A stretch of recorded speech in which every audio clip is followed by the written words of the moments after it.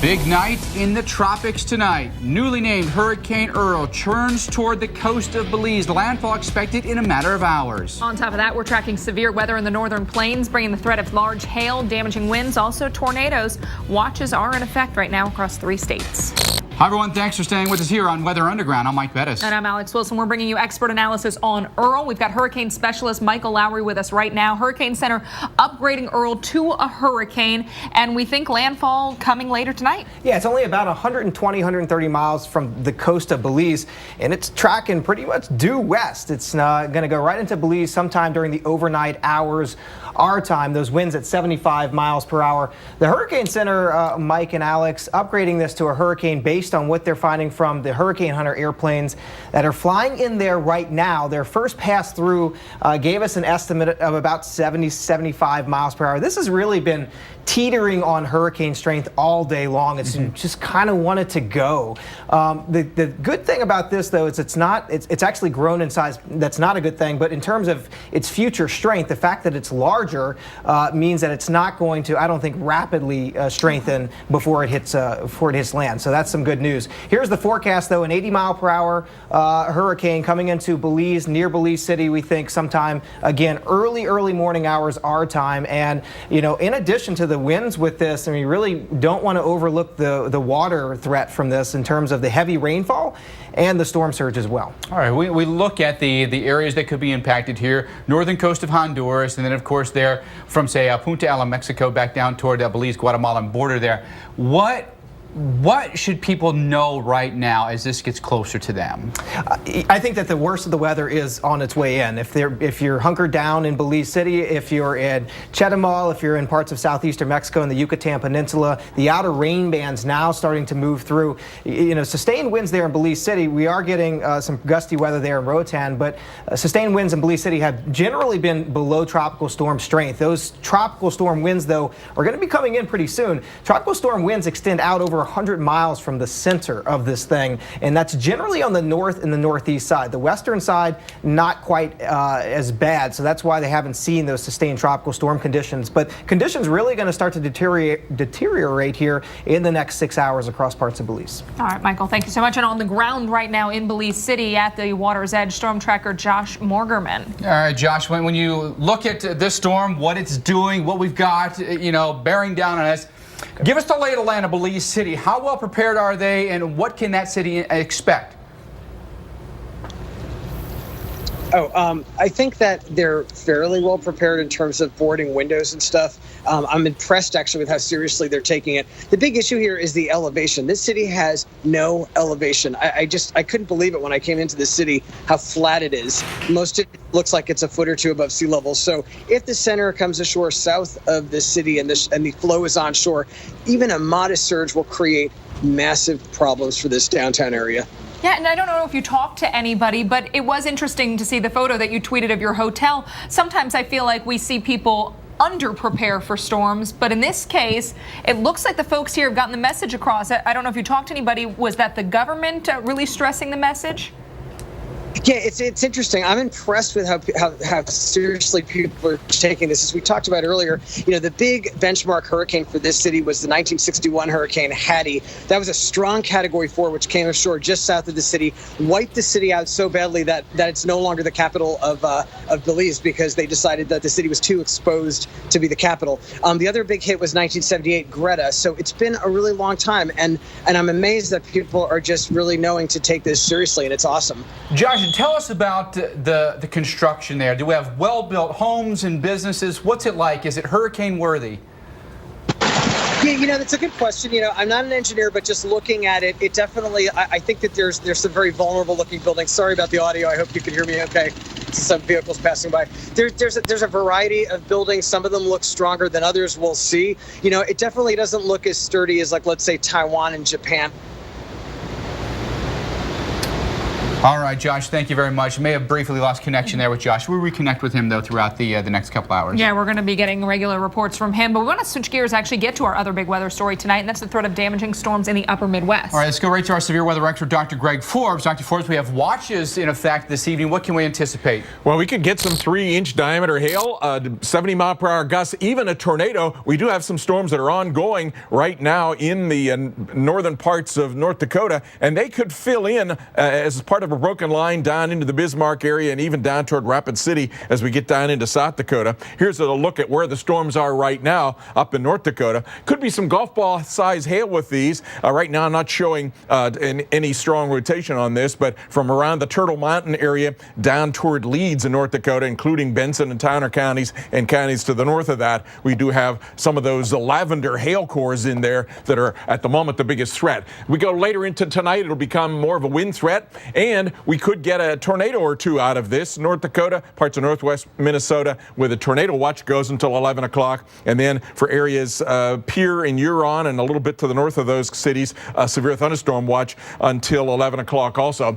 Both of these 3-inch hail, 70-mile-per-hour gusts. And besides those watch areas, a little bit later into the overnight hours, the storms could roll across Minnesota, especially the northern parts of Minnesota. Here's one computer rendition of how the timing might go on all of this.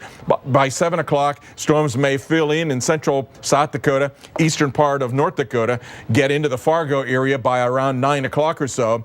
And then this computer model at least weakens the southern part of the line in general, but pushes across the northern half of Minnesota a squall line with damaging winds and some hail.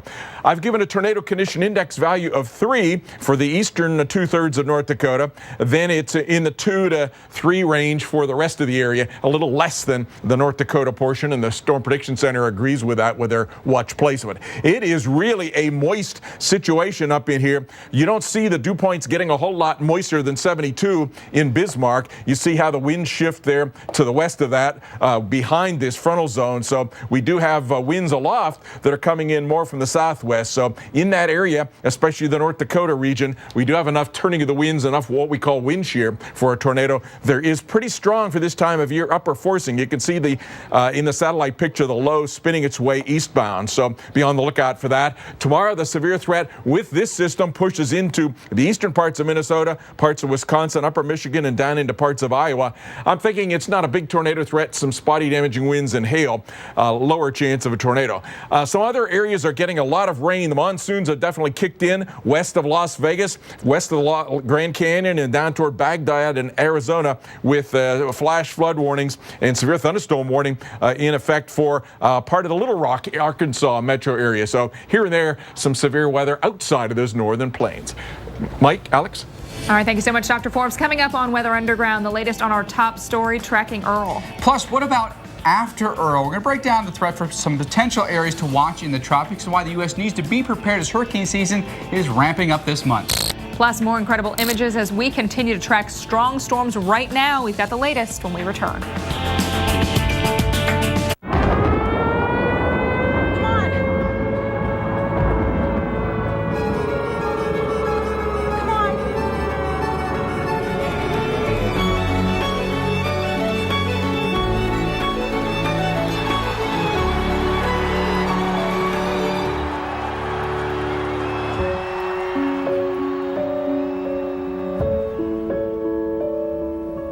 P&G, proud sponsor of Moms. I used to blame the weather for my frizz. Turns out, my curls needed to be stronger to fight back. Pantene's Pro V formula makes my curls so strong, they can dry practically frizz-free. Because strong is beautiful. Get even stronger results with Pantene Expert, our most intensely concentrated Pro V formula. This is my body of proof. Proof of less joint pain. And clearer skin. This is my body of proof that I can fight psoriatic arthritis. With Humira. Humira works by targeting and helping to block a specific source of inflammation that contributes to both joint and skin symptoms. It's proven to help relieve pain, stop further joint damage, and clear skin in many adults. Humira is the #1 prescribed biologic for psoriatic arthritis. Humira can lower your ability to fight infections, including tuberculosis. Serious, sometimes fatal infections and cancers, including lymphoma, have happened, as have blood, liver, and nervous system problems, serious allergic reactions, and new or worsening heart failure. Before treatment, get tested for TB. Tell your doctor if you've been to areas where certain fungal infections are common, and if you've had TB, hepatitis B, are prone to infections, or have flu-like symptoms or sores. Don't start Humira if you have an infection. Want more proof? Ask your rheumatologist about Humira. Humira, what's your body of proof? Your car insurance policy is 22 pages long. Did you read every word? Nope. Only lawyers do that. So when you got rear-ended and you needed a tow, your insurance company told you to look at page 5 on your policy. Did it say, great news, you're covered on page 5? No. It said, blah, blah, blah, blah, blah, blah, blah. The Liberty Mutual app with Coverage Compass makes it easy to know what you're covered for and what you're not. Liberty stands with you. Liberty Mutual Insurance. 80% of women say a healthy lifestyle is a priority, but up to 90% fall short in getting key nutrients from food alone. Let's do more. Add One-A-Day Women's 50-Plus Complete Multivitamin with vitamin D and calcium to help support bone health. One-A-Day. We wrecked the rec room this summer. The Stellar notebooks will last through June. Get back to great. This week, these items just 1 cent each. Office Depot office mats. Gear up for school. Gear up for great. We hired an award-winning actor to show off the award-winning range of Strongbow hard cider. But she canceled, so we got this guy. This guy? I'll have you know I have won 37 individual awards. Yeah, but for acting. Yeah, Strongbow! Being outdoors in the summer is what the summer is all about. I'm totally a summer person. I love warm weather. I love sunshine. I love the beach. I love the pool. I love being outside. I am a heat lover. Take me to the beach anytime. If it were summer all year round, I'd be okay with that. Join the Weather Channel fan community at weloveweather.tv. Weekend Recharge is... We want you to unplug so you get lost in the weather. I want to give you a look at the flooding in Statesville, North Carolina. More than an inch fell in just over an hour. We've got a flash flood watch in effect still until 8 o'clock tomorrow morning for scenes like this is what they're concerned about, and that's exactly what we had in the Statesville area. As Mike pointed out yesterday, you know, you've always got those low spots in your yard or neighborhood where that water tends to pool up, and exactly that is the situation for this homeowner in their backyard in the Statesville area. Storms across the southeast out there this evening. We've got a few across portions of Alabama into Tennessee and also Arkansas. Let's start in southern Alabama, though, where we've seen a few storms. Could bring you some gusty winds or perhaps some hail. There's a look. These are well to the south of Montgomery. It's Covington and Crenshaw counties off to the west, and then the easternmost warning right along Interstate 29, and that could also be bringing you some heavy rainfall, causing you some problems. It doesn't want to pick up on it, so we'll take you to a different one. Let's go up across the rest of the southeast and look at that one into parts of Tennessee. This is right along the Tennessee-Mississippi state line. So we've got a little bit of Tennessee included within this one, as well as a little bit of Mississippi. Notice there are scattered storms even outside this zone. Again, this one in Hardeman County going to be working slowly off to the south into portions of northern Mississippi. You're already seeing some very heavy rainfall off to the west of Walnut and outside of these areas, even where you don't have severe thunderstorm warnings in effect for coastal locations south of Charleston into South Carolina, all across Florida, and then scattered about through Tennessee and into North Carolina. We are at least watching for the threat of heavy rainfall from these and lightning, which can be dangerous enough, guys. All right, Alex, thank you very much. Well, we've got a hurricane bearing down on the Central America right now. Hurricane specialist Michael Lowry rejoined us to talk a little bit more about Earl. So newly named about an hour and a half ago or so here. Now may reach its peak intensity as it makes landfall toward Belize. Yeah, it's really been teetering on hurricane status all day long, and then finally the Hurricane Center had enough information to upgrade this to our first hurricane since January, Mike, so 201 days since we've had a hurricane in the Atlantic Ocean, I should say. Could it get even stronger? Yeah, absolutely. It could get a little bit stronger, but the good news, like I was saying, is I don't see this rapidly strengthening before it gets to the coast. Maybe 5, maybe 10 miles per hour stronger before it gets to the coastline. The good news, though, Mike, too, the hurricane hunters are in there right now. Their last swipe through the eye, I mean, just a few minutes ago, found the pressures are holding right now. Okay. So the pressures aren't falling, so this isn't strengthening dramatically right now. It's got about 6 more hours, maybe 9 hours before it comes ashore. The center of this actually comes ashore. The reason landfall is important for a number of reasons, Mike, right? Once it moves over the coast, it loses its source of energy, which is the ocean, so it can then begin to weaken.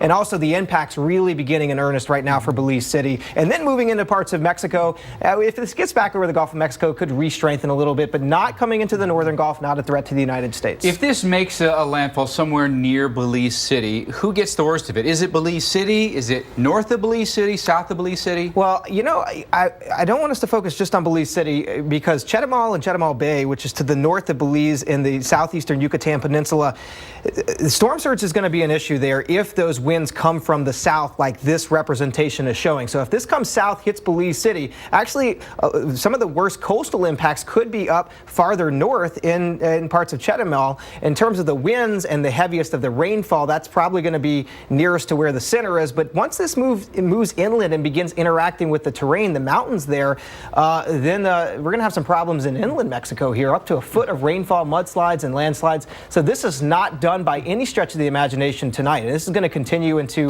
tomorrow and then into the weekend. What comes behind this? Because there could be other things to look at behind what Earl is. Yeah, it's that time of year. We are watching a tropical disturbance moving through the central Atlantic, sort of reminiscent of the precursor to what became Earl. I think, though, with this one, Mike, it's moving so quickly and a lot of obstacles, so not expecting any development with this one over the next few days. All right, Michael, thank you very much. We come back the very latest on Earl. Also, the scene, we'll be talking with the Hurricane Center Director, Dr. Rick Knabb, in studio. Honey, is the internet back yet? Yes! I need to let her know that I'd like this. I'd like. I haven't seen a movie based on a comic book in so long. I know. We're over here, internet people! Get high-speed internet from AT&T with over 99% reliability at an everyday price with no extra monthly fees. Keep calm, your internet's on. She after our liquid gold. Whoa, she better not be. Our claim runs straight down to the gluten-free stuffing. It's gluten. There's gold in them there shells. Liquid gold. He wrecked the rec room this summer. His stellar notebooks will last through June. Get back to great. This week, these items just 1 cent each. Office Depot office mats. Gear up for school. Gear up for great.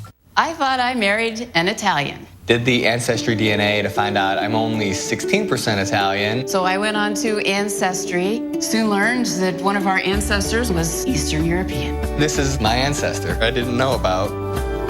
I recommend Nature Made fish oil because I trust their quality. They were the first to have a product verified by USP, an independent organization that sets strict quality and purity standards. Nature Made, the #1 pharmacist recommended vitamin and supplement brand. I don't know where I'm going, but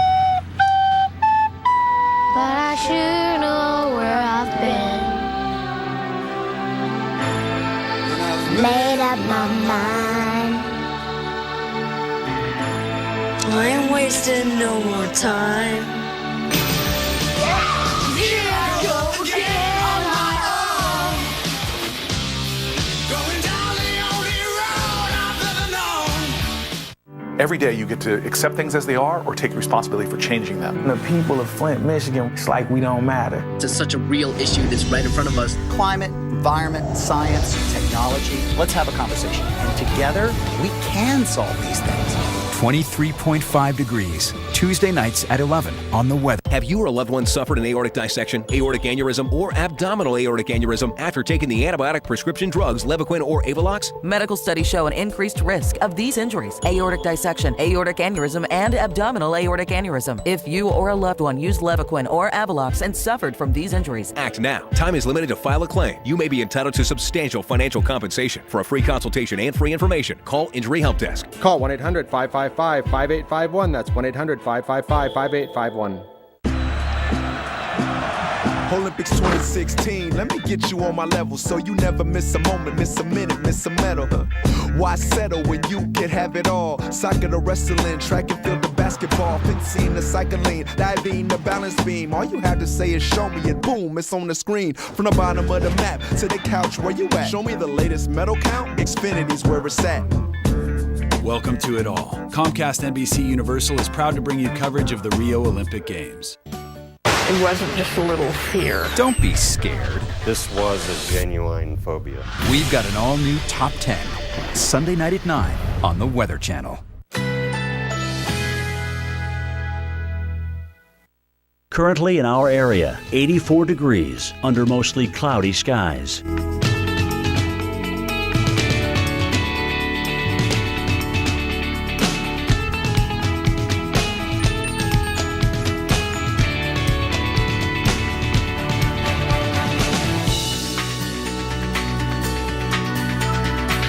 Tonight, scattered thunderstorms. Low 79. Chance of rain 50%.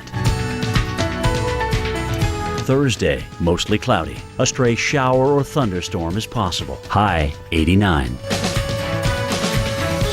Thursday night, partly to mostly cloudy. A stray shower or thunderstorm is possible. Low 78. Here's our 7-day outlook.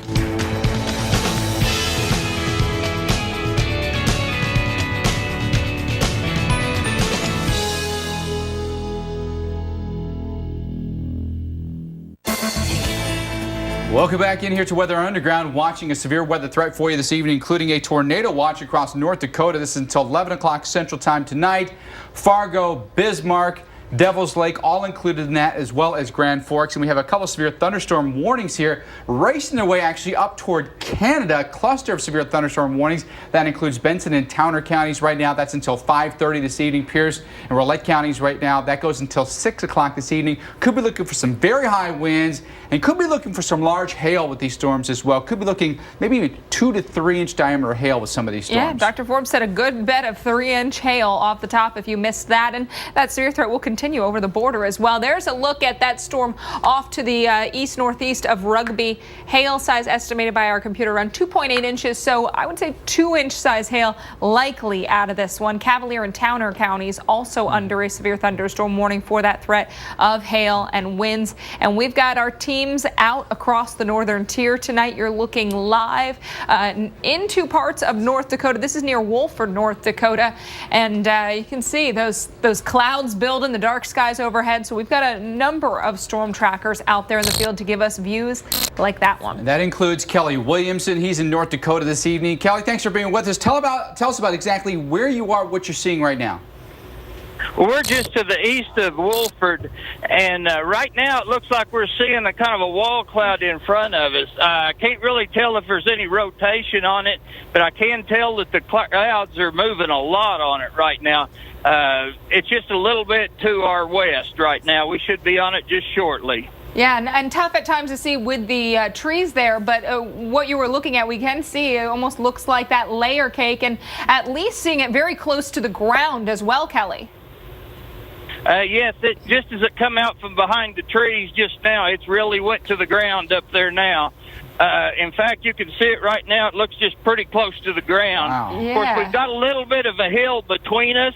I think is a little hill between us, but it's really come down a bunch. Just Kelly, what do you have there? Do you actually have a tornado, or do we have just a rotating mezzo on the ground? What do we have here? I think that's what it is. I really think there's a little bit of a rise between me and it. I really don't think it's on the ground, but I'm going to zoom. No, it looks like it could be on the ground there a little bit. Is Dr. Forbes with us right now? Dr. Forbes, are you taking a look at this? Your thoughts? Yeah, I'm here, Mike.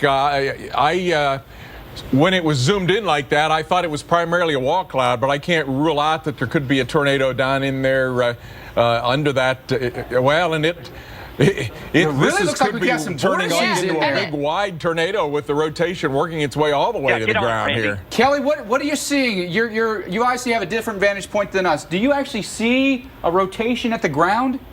Yes, it looks like a pretty good rotation at the ground right now. I can see some clouds moving from the left to right. Just after we top out these hills, clouds right here where we've got some trees, we should get a pretty good view of it. We're on a real high spot, and we should really be good on it just here in a few minutes. But Kelly, Ryan, our weather producer, wants to know what direction you're looking right now. Right now, we're looking to the northwest. As far we can see some rotation on the radar, Kelly. When we see your shot here, luckily it looks like when you look at this, it looks like mostly farms or just prairie land at this point. Yes, that's all we're really seeing right in here. A few houses. It just seems like every time we get in an opening, we've got one little patch of trees between us and the up. But the last time I seen anything, I could definitely see some rotation, and it looked like it was in contact with the ground. Right now, that right there looks like a tornado on the ground. Looks like one to us as well. Hard to tell, but it's close. All right, we're going to get back with Kelly Williamson right after this break. We'll give you the radar as well and give you more pictures of strong storms across the northern tier.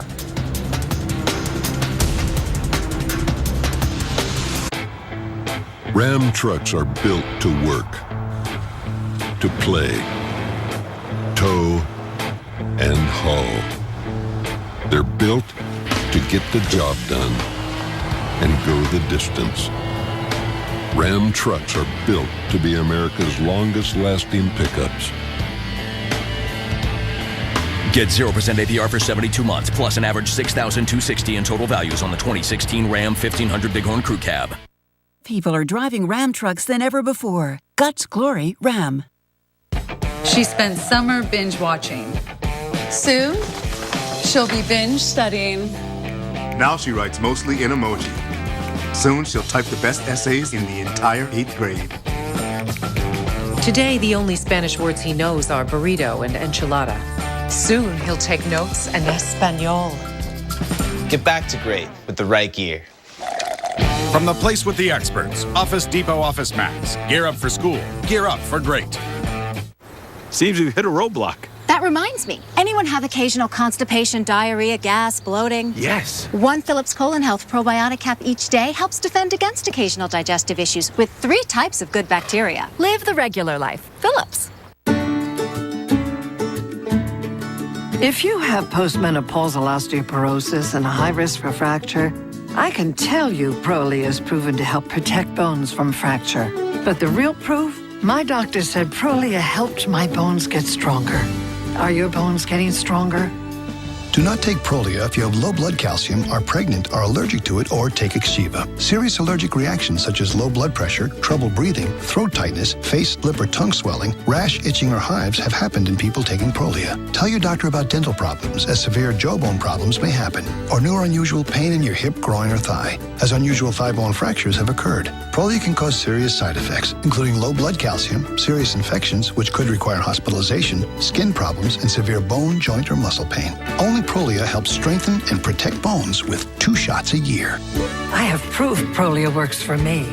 Can it work for you? Ask your doctor about Prolia today. There were so many issues in my back. Pretty much had shut me down. I couldn't even stand up straight.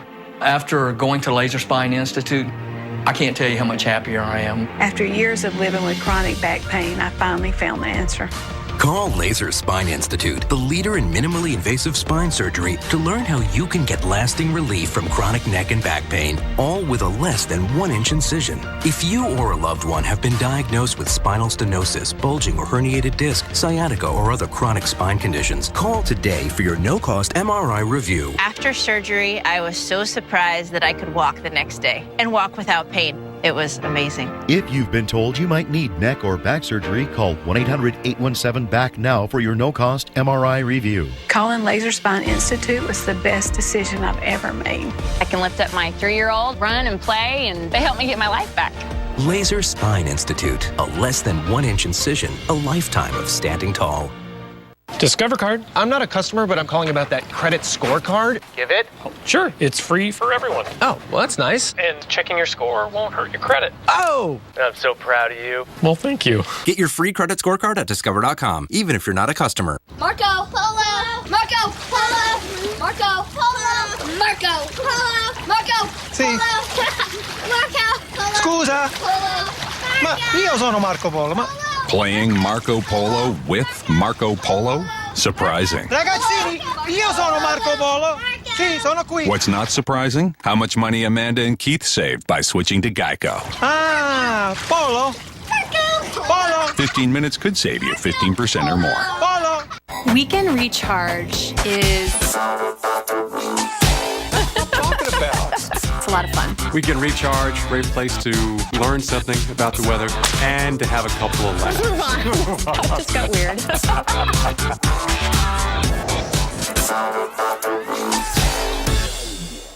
Closed captioning brought to you by Beltone, your premier hearing care partner.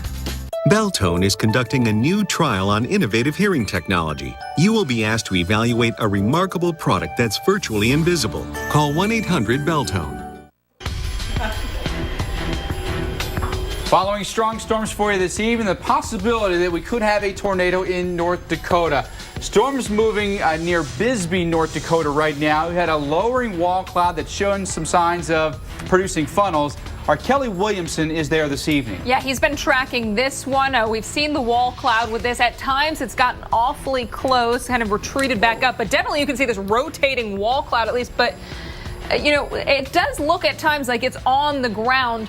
We've got the trees in the way at times, so it makes it tough to see if you're getting that circulation all the way to the ground, but at least you can make out that overall rotation within this storm. Let's get a first-hand account with Kelly Williamson, who is tracking this live for us right now. Kelly, from your perspective, what are you seeing? At any point, did you think you saw a tornado touchdown? Yeah, it's on the ground right now. It's real large. Not just one storm you can actually see up there. I'll zoom in there close. It's rotating real fast. You can really see the bands coming around. It's on the ground real good right now.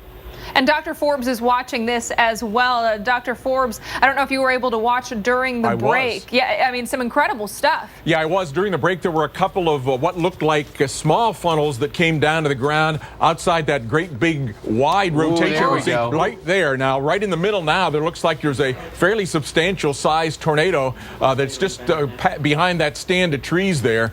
So this is bigger than anything we saw during the commercial break. And so on Doppler radar, we're talking about a tornado that is just south of Milo and heading toward Bisbee in northern parts of North Dakota. Turn on the road facing it. Hey, Kelly, are you still with us? It looks like it's hard for us to tell a little bit from where our perspective is, but are you seeing multiple vortices with this? It looks like there may be multiple places where we have touchdowns.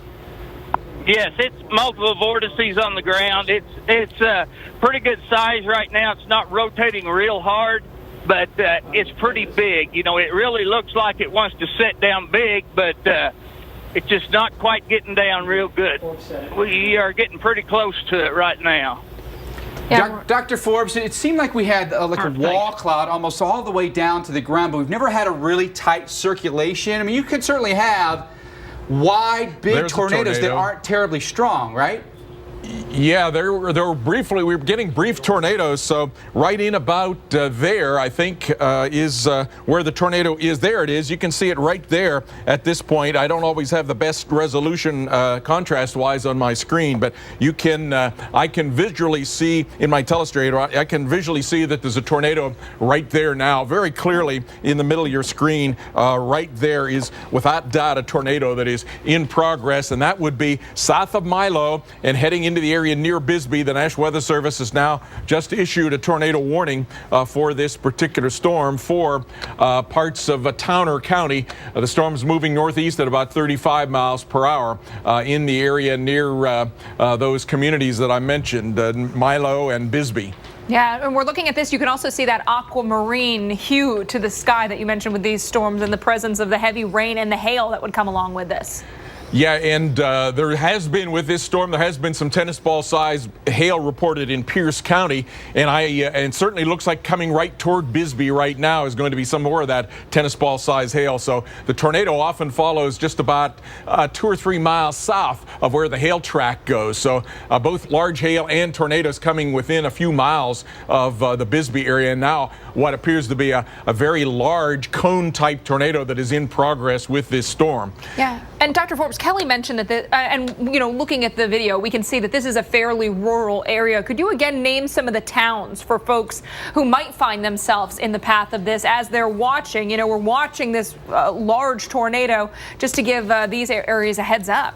Yeah, right now it's heading toward Bisbee. So right now the tornado circulation appears to be about 7 miles southwest of Bisbee, North Dakota, and heading toward Bisbee. Its location is about 5 miles southeast of Milo, and it's heading northeast toward Bisbee at about 35 miles per hour. Kelly, are you still with us? Can you tell if there are any homes that are in danger? Right now, I'm not seeing anything. Go on, Randy, keep getting close. I'm not seeing anything right now. There's the patches of trees. A lot of times, if there is homes, there will be patches of trees, and it's going right toward one patch of trees right now. But it's kind of off the ground right now. It's really not got real hard circulation. Little narrow tornado again came down. Yeah, it just keeps setting down just little fingers. It's getting ready to cross the road just right in front of us right now.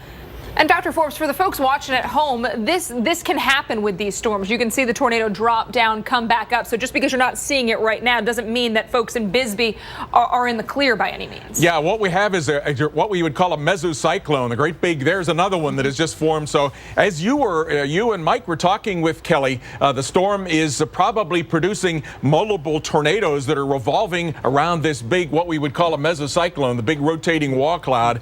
And some of them are lasting about a minute, some just a matter of seconds. The National Weather Service now indicating that they also have seen that there's spotters are confirming this tornado, and it is heading toward the northeast, toward the Bisbee area. On radar, the storm has gotten an ever better hook echo with it. Thus far, I'm not seeing, there's the hook that we're talking about. So here is Bisbee, here's the big hail core, and there is the hook that I'm talking about. The tornado's sitting right there. I'll leave that on and show you the velocity with this. Very strong rotation. Wow, can you see that? The yellow's going eastbound, the blue's westbound. So that is the tornado vortex signature. Now at this point, I'm not seeing a well-defined signature of a tornado debris at this point, but definitely a dangerous storm in progress across northern parts of North Dakota. Kelly, how close are you to this? Yeah. Because it looks like you're getting a little bit closer. It looks like it passed maybe just behind a home. Okay, keep going. We're right on the edge of the circulation right now. It just hit something. There's a house up here. I think it may have just took out a house up here. Oh, there's a farmstead, yeah. And Dr. Forbes, I mean, this is incredible to look at this wall cloud rotating. I mean, it looks like a carousel just wrapping around. I can't remember the last time I saw, Dr. Forbes, a wall cloud rotate like this intensely. Yeah, it is rotating very strongly, and it's rather wide, the wall cloud itself. We'll see what we and got. it looks like it's taken down some kind of a building there, as Kelly was talking about. I saw some debris flying through. There's a big fertilizer tank sitting there that seems to still be intact, and some of those silver are grain bins, but some kind of a building up in the trees there, Dr. Forbes. Yeah, right in front of that trees. It looks like a tractor shed and maybe a house. Yeah, and it does look like some of the tree branches are sheared off on the left side of that. Kelly, how close are you? Are you feeling the inflow into that storm? Oh yes, we're just like 100 yards from the tornado right now. It's a big wedge right now. I'm zoomed out as far as I can zoom out, and I can't get both sides of it. And that big cloud that you're seeing rotating there between the left side and the right side of his screen is 2.5 to 3 miles wide. So this is a big rotating thunderstorm that is putting down a tornado embedded in that periodically from time to time. Kelly, can you tell us do you know what road you're on right now and which direction you're heading? Is it just a shed? No, I really don't know right now exactly. We're on a dirt road, and it's real slick right at the moment. Let me see. I don't know if this is a house or just a shed. It definitely got a machine shed. I can't tell if it got a house or not with that. Detractors in there. Yeah, yeah. I don't think that. I think it's just. I think it's pretty much just. I think it's just a machine shed. Dr. Forbes, in your experience, I mean, we could have, even if that was not necessarily a tornado, I mean, we had a large, rotating wall cloud there. I mean, it can do a lot of damage on its own. Oh, yeah, there certainly could be 75 there. Look at the debris falling out of the sky on the road there. Be careful, Kelly.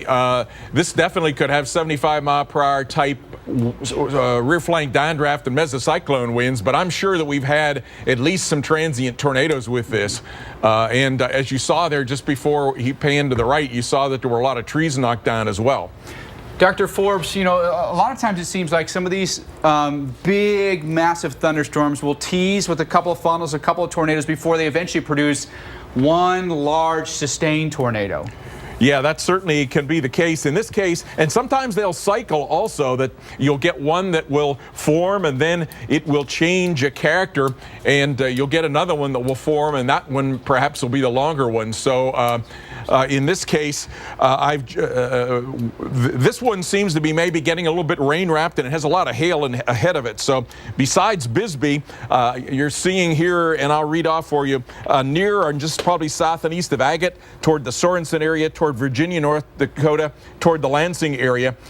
Bisbee about 5:55, coming right in there. Virginia, North Dakota about 6:15 at the rate that this storm is going off toward the north and east. And Ryan pointed out another area of rotation further off to the south and east of that main area we've been watching. Are you seeing any signs of that? And could that be a situation where this storm's getting rain wrapped and then we begin to see another area to watch? Well, I think maybe he meant south and west. There's another storm back around Nansen. In an area that is severe thunderstorm warned for parts of Pierce and Rolette counties. That's behind this, so that too has some rotation, but not nearly as strong. It has a broad rotation. It's definitely a tornado type rotation that's in this area heading toward, might go a little bit west of Bisbee now, and in the area between Bisbee and Perth in North Dakota by the looks of things. It seems to be maybe taking a little bit of a left turn. A little bit more northeast than I thought. And is Kelly still on the phone with us? Yes, I'm still here with you. Can you give us an idea? It's tough to see now. Things are getting obscured at time. Are we looking now into the heavy rain? Are you able to get an idea of what you're seeing out there? Yeah, we got a little into the rain pretty much. We just now turned and we're headed back to the east right now, so it should start coming into view again. We're actually kind of on the back side of it right now. I think we've got the rotation just a little bit in front of us. Yeah, we're seeing the rain come across the roads in sheets, and you mentioned on these dirt roads it can make things especially slick. Yes, the road we're on right now is a little better than the road we was on. This one's got a little bit more rock. The road we was on before, it was pretty slick. Randy was having a little hard time getting along there. But right now, we're just on the west side of the rotation. We can see the rotation just a little bit in front of us. We're not seeing any debris on the ground right now. That's a good thing, I guess, but we're kind of out of the timber right now. We've got some pretty good rear flank downdraft coming in behind us right now. And as Kelly is saying, there's the rear flank downdraft, strong winds from left to right and down the road with rain blowing in that and some dust being kicked up off the road as well. Might be some hail coming in with that as well, but on this side it seems like probably more rain and less hail. But this is just beyond that could be what we sometimes call the bear's cave, that if you go out through this too far, you may get in there with the tornado inside this big mesocyclone. Kelly, obviously your visibility's gone down dramatically here. Your dirt road's now turned into a muddy road. Have you engaged the four-wheel drive here? When's too close? When's close? Too close? Just stop. Hold up. Go straight. This is a tornado warning for eastern Rolette County and Towner counties, as we've been seeing a tornado generally off to the west and heading toward and maybe a little bit northwest of Bisbee in North Dakota. Yeah, and Dr. Forbes, you know, you've been watching this area in particular. For folks watching at home, what's the setup like here in this part of the country? Why this area for that threat of tornadoes? Well, there's a what we would call a weak cold front, but it has a very sharp wind shift with that. So ahead of that, there's very strong southerly flow with dew points that were in the 70 to 72 range. So that's very, very moist for this area, very unstable. And an upper cold pocket that's racing its way this way with winds that are more from the southwest. So there's wind shear, there's tremendous amounts of instability, enough instability that we're getting tennis ball size and could even get a little larger than that hail out of these storms. So it's a small area where everything is coming together today, but this is the area. Following that same storm is Storm Tracker Corey Hartman joining us live tonight. Corey, give us an update on where you are in relation to the storm, what you're seeing tonight. Corey, are you with us? We will try to reconnect with Corey here in just a minute. Is that Corey's different angles feed that we're seeing there in the on air right now? He's a little bit farther off from the storm by the looks of things there. It doesn't sound like we have Corey online, but you're seeing there a big, wide rain shield and a big, wide mesocyclone and wall cloud in Corey's feed, if that's what we're seeing. And Dr. Forbes, can you give us a kind of a general look at this storm and the others? Okay, now we got Kelly's feed back in play. This is Kelly's feed that we're seeing now. Now we're seeing Kelly's feed. He's pulled out a little bit of some of the heavy rain area that he had been in, so you're seeing a little bit more visibility. He's probably going, I would think, due north up the road there with the tornado just behind, and that big wall cloud just behind that stand of trees that would be probably still a little bit off to his northwest, as if I'm understanding his location correct. And so you're seeing here in the right my feed here of a big hook echo that is coming out of Rolette County and into Tanner County with a very strong rotation coming up there. I'll show you the velocities, well, and approximately coming up toward the Bisbee area right around now towards Sorensen and Virginia, 603, 615. And there is the Doppler velocity showing up on that. Not as strong as it was, say, 10 minutes ago. The blue's going westbound, the red's going eastbound. It's coming toward Highway 66, a few miles, maybe 3 miles west of Bisbee, and heading off toward the north and east. Back behind that, there is a bit of a weaker circulation that's heading up toward the Milo area, or just south and east of Milo. Here is the high-resolution radar showing the Bisbee storm. There's that big hook, the tornado sitting right inside of here, or at least there has been. It may be rain wrapped now. And then back near Nansen, a second circulation that is potentially could develop some rotation. Let me pull up the velocities on this particular one, and there you see again the storm that we've been following with the strongest rotation near the Bisbee, just to the west of Bisbee, about halfway between there and Milo. Let me see. I'll see. We know we've had a structure hit. Let's see if we're able to see. Not at the moment. I'm not seeing maybe one little pixel of green in there that suggests there's a little bit of a tornado debris signature. I'm going to go back to this version and pull up our brand new there.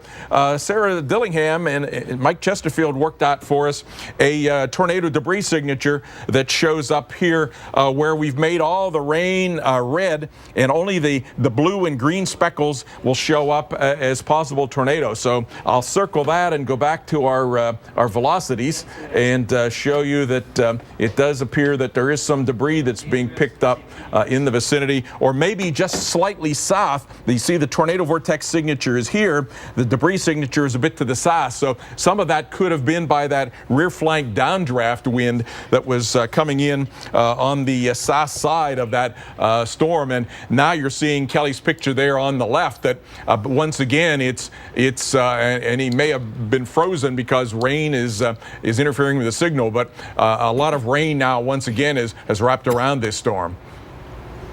All right, and Dr. Forbes, you know, you've been watching the other very dangerous storm in progress, maybe weakening just a little bit at this point, but still a well-defined little hook echo that is working its way up into the vicinity, getting close to the Bisbee area of North Dakota. With a dangerous situation there. There is that hook. It is moved with the high-resolution radar. The hail in the Lavender area between Bisbee and a brand new scan just came in, and I'll scoot this back and center a little bit more.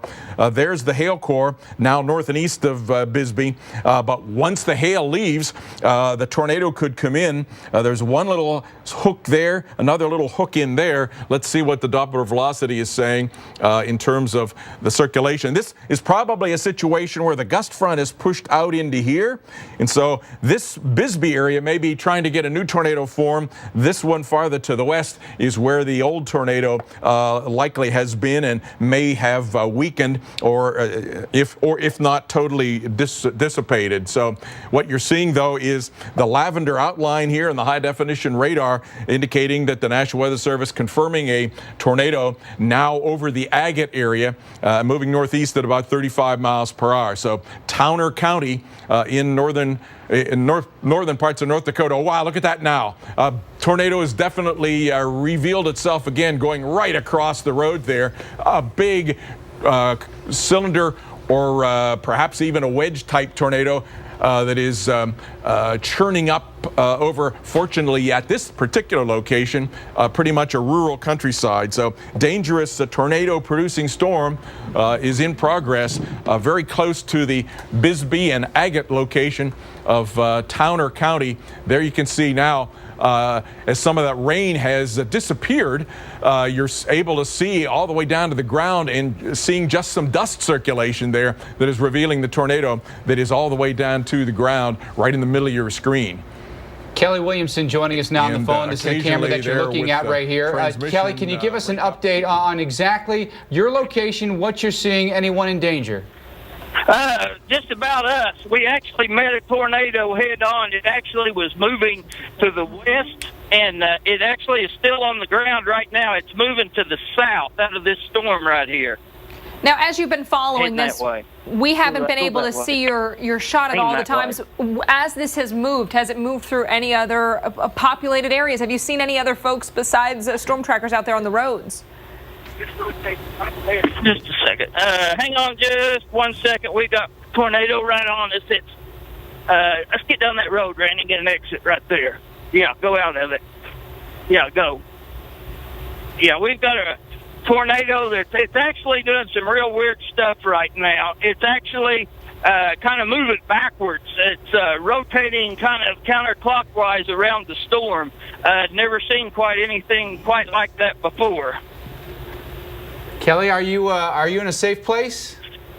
We are right now. We've got the tornado is just about 200 yards. Hold it right here, Randy. About 200 yards, maybe 100 yards to our south, rotating in the field right now. Yeah, and we're able to see that. It's hard to get a view for somebody at home, but how wide would you think this roughly is or has been over the past few minutes? Right now it seems to be about 300 yards wide and getting wider. It's kind of like when we had it a while ago. My streams should be getting a little bit better here in the next little bit. I'm starting to zoom out there. Okay, we've got a pretty decent shot of it. It's off the ground right now. It actually I've never seen one do that. We've been watching the storm go to the northeast. The tornado actually stopped, formed in front of us again, and started moving backwards. Also joining us this evening live on the phone from North Dakota is storm tracker Corey Hartman. Corey, give us your vantage point here, what you're seeing with the storm. Well, I'm about 5 miles to the east of Kelly near Bisbee, North Dakota. And, yeah, this storm is doing some definitely erratic things. We've seen all sizes of tornadoes, rope tornadoes, wedge tornadoes. We've kind of seen everything with this. And, unfortunately, things are starting to get rain-wrapped here. And so to keep me from losing my situational awareness, I'm actually going to back a couple miles south here and try to stay out of the core, because you really can't see what's going on, really can't tell what the storm is going to do next. Absolutely, and for anybody in the area, that would add an extra layer of difficulty and make it more dangerous, because, I mean, we've seen in Kelly's shots, Corey, at times, it's hard to see much of anything. Yeah, and right now I'm getting hit by a little bit of this RFD wind kind of wrapping around the backside here, but the tornado is north of me, but it closed off my view, and again, so I'm going to retreat a couple miles back to the south, but there's a pretty impressive storm here right now.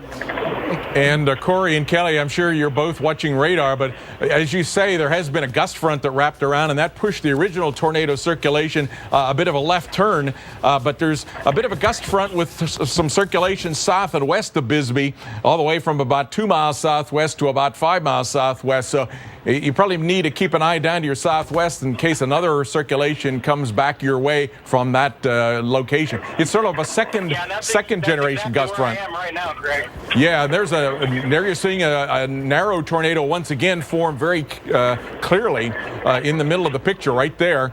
You see the funnel all the way to the ground, so tornado in progress once again. All right, and Corey, you said you're about 5 miles east of Kelly's location, but you're heading south to try to get a new and safer vantage point on this. Yeah, I need a better road. Everything's gravel roads up here, so I'm going to get a better east option, try to get out in front of it here. There is still a little notch right here near Bisbee where that's where you're seeing some of the other tornado shots from right now, but it is kind of closing off, and I don't want to be caught in the middle of that. Always a good idea. Yeah, speaking of those roads, Kelly, we noticed in some of your shots that you were actually kicking up a lot of water from your tires there. Are those roads becoming waterlogged now, a little slower? Yeah, it's a pretty big deal out here. The water's standing in the fields. This has really dropped a lot of rain right here. Right here where we're at, we just had it on the ground just a minute ago. We've got some pretty good inflow here, but the tornado is just kind of bouncing, and we really can't get too close to it. It's moving so much. It's sitting down, and it's not always moving to the northeast. It's actually set down some to the south, so it's really just kind of we kind of got to stay back right now. We really can't get very close. Absolutely. I kind of stopped right here a little bit. Absolutely, and you've got, I know, somebody helping you so you can drive and watch, but for folks in the area, you said trees have kind of been a way for you to be able to figure out where a home or a farmstead might be. Yes, a lot of times up here, the farmland, they use it to farm, and if there's any trees, they're usually living pretty close to them. Now, besides the one area where we did see the damage, did you see any other signs of damage as you followed this off to the north and east? So far, we've only seen one other house that got hit, but Randy's got another one on the ground right now, to the left of the trees. We've seen one house that was hit, but it just minor damage. Dr. Forbes, can you update our viewers here on the warnings that we have in progress and cities that may be in line next? Yeah, there's one tornado warning for Towner, and that's for this storm that has had the confirmed cited tornadoes with that. And you're seeing there that red tornado warning. There's a couple of notches inside that hook down in the southwest part of the tornado warned area. So Armourdale, Bisbee, Rock Lake, and there's 1 or 2 circulations in there. So Bisbee and areas just north and west of Bisbee up toward Howell and Rock Lake, there could be 1 or more tornadoes. As it is, there's one there as far as I'm seeing, and another there that are moving. As Kelly has been saying, there's been different circulations in this and showing the velocities. It's still that one that's northwest of Bisbee that is the strongest. The blues westbound, the reds eastbound, but there is a weaker one that is trying to reform down to the south and west of Bisbee. So one of them is north of Bisbee heading toward the Sorensen area, area, perhaps another one coming back toward the Bisbee area. And here's the high-definition radar that really is showing now the area, a donut hole, a bounded weak echo region, as we would call it, in that circulation just northwest of Bisbee. And right in there is where the tornado circulation is, the blue westbound, the red eastbound, with that little green triangle representing the tornado. And at this point, it is not showing a well-defined debris signature in that.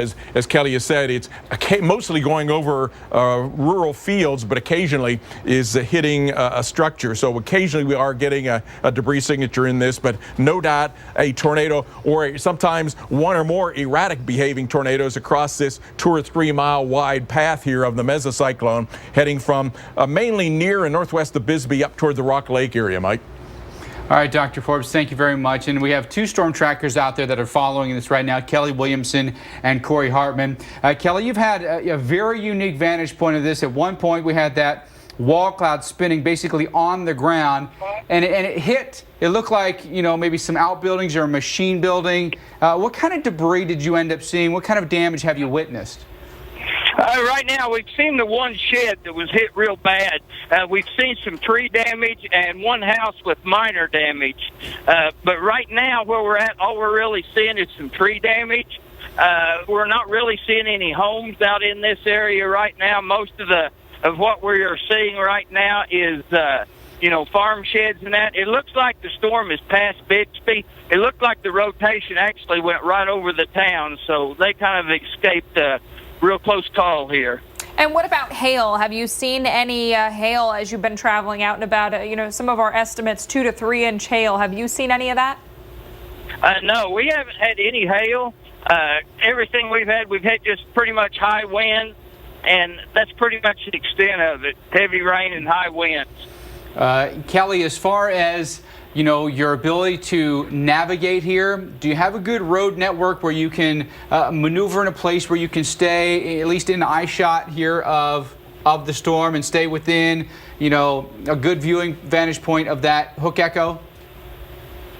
Yes, we've got real good view of it right now. We're just to the south of it. We're actually going through the town of Bixby right now. We can actually see if there was any wind damage, but right now I'm really not seeing anything. We're kind of getting in a little bit of traffic, but surely we'll get out of it pretty quick. Yeah, I mean, doesn't look like a big town. Looks like we can see a water tower there, maybe a few structures, a few other cars, but for the most part, appearing that Bisbee, 1, doesn't seem to have any damage, and 2, doesn't look like an enormous town to begin with. Go straight. Yeah, it's a pretty small town. We're not seeing any damage right now. They've got the sirens going in town. We're actually, keep going straight here, Randy. We're actually moving through the west edge of it, and everything looks good here in Bisbee, thank God. Yeah, and let's check in with Corey Hartman again. Corey, can you give us an update on where you are, what you've seen, if anything, since we last checked in with you? Yeah, I've made my way around now. I'm coming up to Bisbee from the south, and I can see some of that rotation that Dr. Forbes was talking about to the south and west of Bisbee, but it definitely does not look as menacing and threatening as what's just north of Bisbee right now. Hey, Corey, I want to ask you more of a logistical question here because you're not far from the Canadian border. Will you be able to go across the line there and chase into Canada? Now, there's a couple different things there. I mean, first of all, the cellular cards and that will have a hard time working as we cross the border. And, of course, Weather Channel's a U.S. network, so we're going to stay in the United States and cover what we can for our viewers here. All right, and what direction are you traveling right now? It looks like at least some heavy rain in front of you. We can see further up to the north of where you are, rain and hail, a good bet. Yeah, definitely, and it looks like these two storms are kind of starting to come together. Ingested. Whenever that happens, we always got to watch for further spin-ups, too. Dr. Forbes, can you talk about that as Corey was alluding to, storms that are basically merging here? What's the risk? Yes, we've been watching that there is a storm that is farther south and west back in the area near Wolford and East Rolette. So the possibility would be that as it merges with the lead storm, and the lead storm is the one that has had the tornado, we could get another enhanced circulation on the trailing storm. But right now, I believe we have a tornado in progress once again, based on the radar. Seems to be a tornado debris ball there that is north and west of Paulson. Now that has moved, and so tornado warning for Towner County, moving northeast toward Rock Lake area, and has passed Bisbee. Let me adjust this. Tornado now seems to be right in about there. Howell next in line, 611, Rock Lake about 619, with a potentially dangerous tornado there.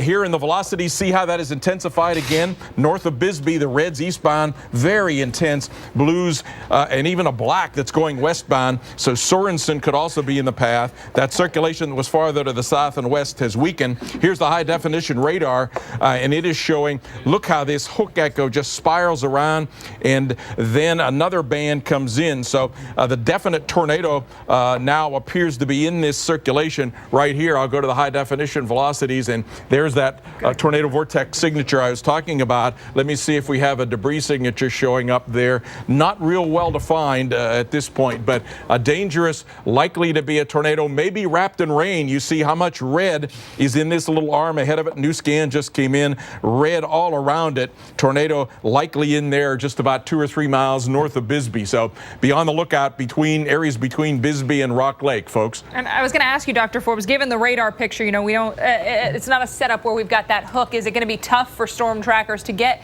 a visual cue of this, or anybody in the path of this perhaps because of the rain surrounding it? That's absolutely right, Alex. And as we've been seeing at times, it has been very, very murky to be looking at that. Even as close as Kelly was to the tornado, you could only see it at times because there was so much rain shielding that. There is a big shield of rain northeast of where the tornado would be, and even wrapping around all sides of it. So there could be a tornado in there. You might have heard me earlier talking about the bear's cage. There could be a tornado hiding inside this rain-wrapped rear flank downdraft that has wrapped around the whole way around the tornado at times.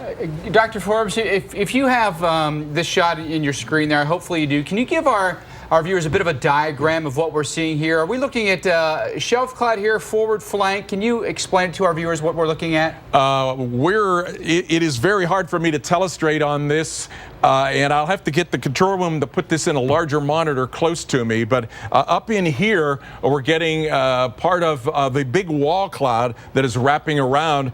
Down below that, it is looks to me as if there's a lot of rain that is wrapped around, and this may be part of the gust front that is pushed all the way around. But in the control room, if you can put this into one of the other monitors so I can look at that while I'm trying to telestrate, that would be a lot better. You know, Dr. Forbes, there's the big wall cloud. Yeah. But then there's some other cloud feature that has come out. This may be the gust front that is wrapped around, and that may be a shelf cloud. And then this is the wall cloud. So very complex structure to this particular storm. I think this is the gust front that is now turning back into that inflow band on radar that I was showing that's just ahead of where the tornado would be. So not likely to see the tornado coming in this kind of a situation. Yeah, I think murky, the word you used, best to describe this. So basically for folks who could find themselves in this area, in the path of this, it's going to be tough to go out and think you're going to see this thing coming because of all the different cloud features that we have. Yeah, and the definite, exactly what you're saying is the case. We do not want you out trying to see this. The tornado is in the area between Bisbee and Rock Lake, heading toward Rock Lake, and from the picture here, you don't see the tornado in there because of all that rain and low-hanging cloud that is shielding it, intervening it. But the tornado could come right out of that without you ever seeing it coming. So you should be taking shelter now in places like northeast of Bisbee and Rock Lake, and some of that location is including the Howell area. of North Dakota. Towner County, you're under tornado warning. And Corey Hartman, our storm tracker, is out there in North Dakota as well this evening. Corey, when you look at this, and you followed on radar very closely, how apprehensive are you when you see that you may be seeing a lot of rain now beginning to overtake the circulation? Yeah, I really don't like that because, again, like earlier, you can lose your situational awareness pretty quickly, and it's very hard to see. And if we can't see, we're really not doing much good out here. So I'm going to try to get in what's a little bit lighter rain notch here to the east of Bisbee and see what we can see while also keeping an eye on that new development back to the southwest. But this is really the only show in North Dakota right now. Yeah, Corey, you brought up a great point for, I think, folks who think they're going to go out there and they're going to watch. You constantly have to be on guard for what's behind you as well. So you've got to watch for the other storms that could come your way once again. Yeah, unfortunately, this storm itself is only moving forward motion northeast at about 20 to 25, I'd say. And so that's helping us kind of stay with it a little bit easier than some springtime storms that'll be moving 55, 60. You can never catch those. Yeah, a tough go. As far as your travels through the evening, I know you said you're not going to head over the border. You're going to stay here. Where are you watching? Where are you thinking about heading as we go into the later evening hours? Well, we can still see some convergence and kind of a front that stretches from the Rugby area back toward the Bismarck area, and just wondering if additional development is going to happen along that line. And I'd certainly, defer to Dr. Forbes and ask him if he thinks anything else will happen in the rest of the tornado watch tonight. Well, I think that next storm down to the south may run along the boundary left by this lead storm and may develop. That would seem to be the next chance of a tornado. So I do think we'll get another tornado form on the or a chance of one on the storm that's farther southwest. All right. Well, Kelly and I will probably split up. One of us will go one way, and the other will go the other way, and we'll have it covered here for you on the Weather Channel. And folks, right now, if you're near Sorensen, North Dakota, you should be in your shelter. The tornado, if there is one, is near there. And Dr. Forbes, the other storm that you've been watching, the one that Corey mentioned as well, have you seen anything amp up with this one? Not really yet. I've been keeping an eye on it. It does not have the kind of tight rotation it has a hail core right now over Milo, and we're talking about their severe thunderstorm warning for parts of, I forgot the name of the county, Rolette County, but the tornado warning is in Towner County. So far, it has not shown much sign of rotation, but it has developed a big hail core. Sometimes you asked earlier about when storms merge. One of the things that certainly happens when storms merge is they can get a very intense rain and hail because of absorbing some of the small hail from the lead storm into the updraft of the trailing storm. You've got a head start, so to speak, by depositing then all the moisture from the second storm on top of the hail from the first one. So we could be having some softball, well, maybe baseball at least size hail just around Milo in Rolette County, North Dakota right now. Dr. Forbes, we're seeing an increase in lightning. What does that tell you about the storm? Obviously, we've got some charge separation here. We've got some ice that's being suspended in the storm. Yeah, well, usually that kind of an increase in lightning indicates there's a tremendous increase in the updraft of the storm and a lot of hail being generated by the storm. Sometimes when we see a bit of a pause then in the lightning, that suggests that it's turned into a little bit of a downdraft phase, and sometimes a few minutes after that pause or lessening of the lightning rate is when that downdraft will have carried down to the ground enough additional rotation from mid-levels in the wall cloud that you'll get another tornado. So that is something that the lightning researchers have found over the years. So right now we're probably in a growth stage characteristic of this big lavender hail core that I've just circled there in the left that's right over Milo. The tornado is in this lead storm there. If you look very carefully, you can sort of see the hook wrapping around with the tornado there that is very close to Sorensen. Sorensen doesn't show up on this particular screen, but it's close to there, heading off toward the area south of Rock Lake. And Dr. Forbes, for viewers just joining us now, we wanted to show them the scene from probably about a half hour ago when we were watching this tornado on the ground, and it did at least encounter what appeared to be a farm area, some buildings, at least a structure that looks like it was housing farm equipment. But at a time, I mean, this thing was the whole storm, the whole wall cloud, Dr. Forbes, was rapidly rotating. Yeah, this was a big wedge tornado that seemed to be on the ground at this point. There may have been an individual little tighter tornado right inside of that. It seemed to be a big rotating thunderstorm that had embedded tornadoes revolving around it, much like sometimes we get what we call suction vortices, mini tornadoes revolving about the parent tornado. In this case, I think it was one scale up. Multiple tornadoes around a big wall cloud that was about 3 miles wide. The image you see on your right there, yeah, there you're seeing the damage. Is the one where we saw at least a shed building that was knocked over. We had some debris that was thrown up into the air as well. And I think that's the one thing people, sometimes forget, Dr. Forbes, is you can get this debris that's launched upwards. We think of it more of as a horizontal thing, but it's a rotation that's sucking things up too.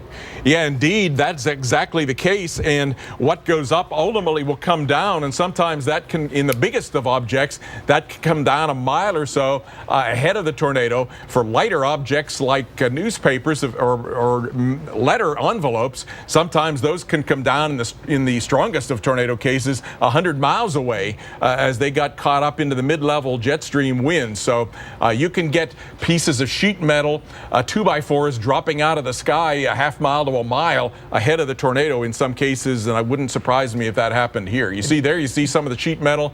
On the right, you're seeing the trees that have been knocked down, and so a destructive tornado has gone through there. Dr. Forbes, the National Weather Service may or may not go out there and survey this. From what you've seen, what will they be looking for to determine what the EF rating would be? That's going to be a challenge to get the EF rating in this because it hits so few buildings. But they'll be looking at things like what kind of buildings did it hit? Were there any of these big farm irrigation systems that they can use to rate it? They'll be looking at the extent of the trees that have been knocked down to get some rating for that. But and they'll also be trying to look, I would think, given the size of the rotation of this storm, what was done by the rotating winds of the thunderstorm versus what was the more narrow path of tornado or tornadoes plural in this case. Right, because with that whole rotating wall cloud, that mesocyclone almost on the ground, you can get the strong winds with that as well. That's absolutely, yeah, and we saw that in some of the Kelly's video there. We saw the rain going horizontally and the debris that was flying, and there you're seeing a tornado on the right there when it was at a more narrow, more, I would say, traditional cone-type shape to that. Very white in this case, is it had gotten rid of the rain, and suddenly you got some sun that was shining on it, making it appear white. Most of the time it was real dark, with the sunlight being obscured by all those clouds and rain intervening. Dr. Forbes, it never seemed like any of the tornadoes that were produced by this storm stayed on the ground for very long. No, it certainly didn't. We saw that big wall cloud, 2 or 3 mile wide rotation that persisted maybe for a half hour or so, but it was maybe at most a minute, I think, by what we could see for any of those individual tornado funnels.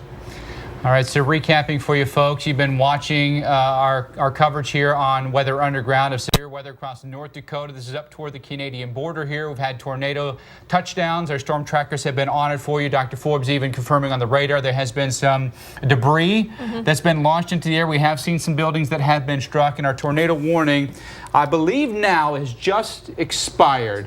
That's correct. It's going to expire just about now, right, Dr. Forbes? No, they reissued it. It's going to Okay. go until 7 Central. Gotcha.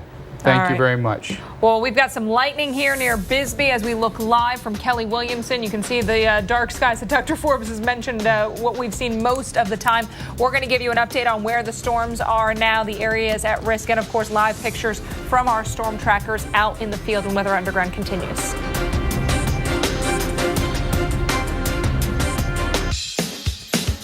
If you have moderate to severe plaque psoriasis, isn't it time to let the real you shine through? Introducing Otezla, Apremilast. Otezla is not an injection or a cream. It's a pill that treats plaque psoriasis differently. With Otezla, 75% clearer skin is achievable after just 4 months, with reduced redness, thickness, and scaliness of plaques. And the Otezla prescribing information has no requirement for routine lab monitoring. Don't take Otezla if you're allergic to any of its ingredients. Otezla may increase the risk of depression. Tell your doctor if you have a history of depression or suicidal thoughts, or if these feelings develop. Some people taking Otezla reported weight loss. Your doctor should monitor your weight and may stop treatment. Side effects may include diarrhea, nausea, upper respiratory tract infection, and headache. Tell your doctor about all the medicines you take and if you're pregnant or planning to be. Ask your dermatologist about Otezla today. Otezla. Show more of you. You found the love of your dreams, and together, you had the kid of your dreams. Now you can put them in the car of your dreams for a lot less than you might think. With a certified pre-owned Mercedes-Benz, you can enjoy legendary safety, innovation, and performance at a price you can afford. And that's a pretty sweet dream.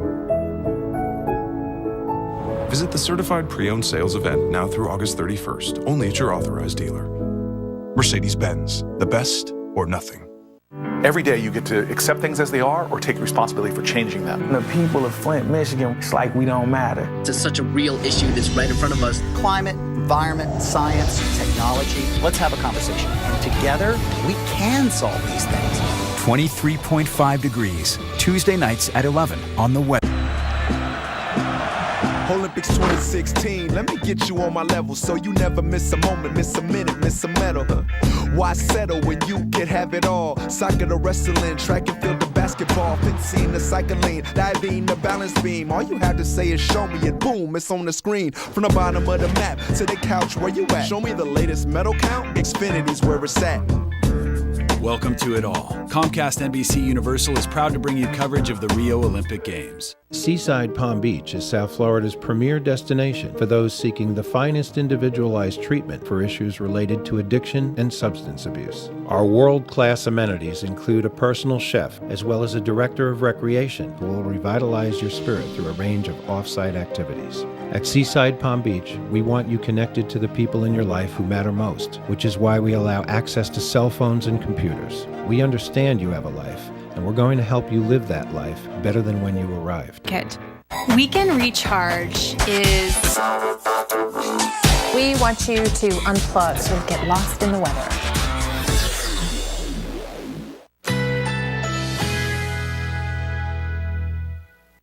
Currently in our area, 84 degrees under cloudy skies.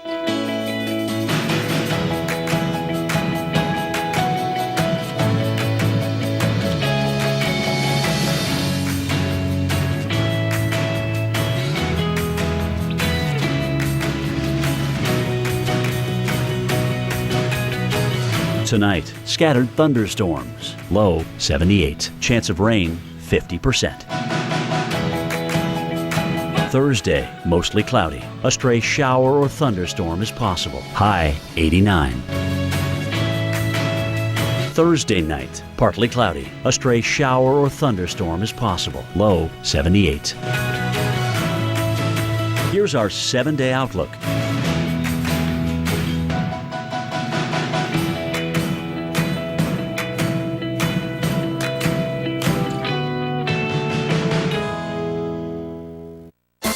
All right, welcome back to Weather Underground. We are continuing to follow the tornado warning for Cavalier and Towner counties in North Dakota. We've been watching this storm for quite some time. We've seen a tornado at times, even seen damage out of this one.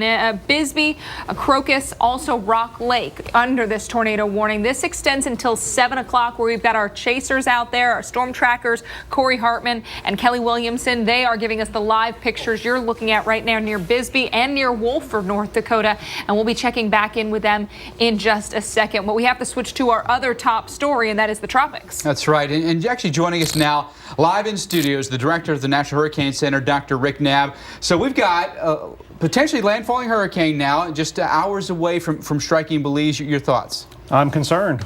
Whenever we have a big rainmaker like this moving into the mountainous terrain of Central America and Mexico, we worry about the flooding risk. And the storm surge risk off the coast in Belize is a big concern as well. Water, it's not just about the wind. So give us a little insight here as to the science behind this. So, named during about the 5 o'clock advisory, what did the Hurricane Center see that said, okay, now we're going to pull the trigger, this is now a hurricane? It all has to do with whether or not it has closed off a circulation. And we use the aircraft reconnaissance data to determine that. It had been an open tropical wave, a trough prior to that, but it was still producing the strong winds. Sure. So the aircraft data are vital to discerning when we have a closed circulation, when we've got a tropical cyclone. That's when we start advisories. But we are working on, for potential implementation in 2017, the ability to issue advisories on potential tropical cyclones, even if it's not yet a depression or a storm. But because it had the winds, it went right to storm on the first advisory.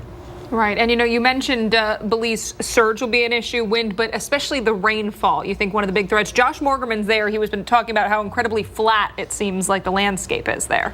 Yes, and it doesn't take a major hurricane to create a major disaster with water. We've seen it time and time again, whether it's storm surge near the coast or if it is heavy rainfall in relatively flat terrain or in the mountainous terrain that lies ahead farther into Central America and into southeastern Mexico. So people should not be discounting this threat. And the local meteorological services in these countries with whom we coordinate so closely, they're issuing their watches and warnings to reach out to their public and their emergency managers. We're just providing at the Hurricane Center the big picture and coordinating with them forecaster to forecaster. Tremendous relationships between the countries. And it seems like they've done a good job because, Josh is there and he says, if anything, it seems like they're really well prepared for this. Well, and these countries know what they're doing. These meteorological services, we meet with them in the off season and they know how our operations work. We know how their operations work, and we talk again forecaster to forecaster, and they've thought through how they're going to interact with their partners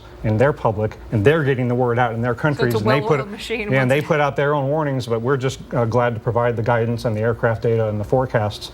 And but it's human communication between the countries that really helps the coordination work. Dr. Nair, when you look at this season as a whole, and we bring it back to the United States, it's been a few years since we've had a meaningful impact from a hurricane. You go back to Sandy.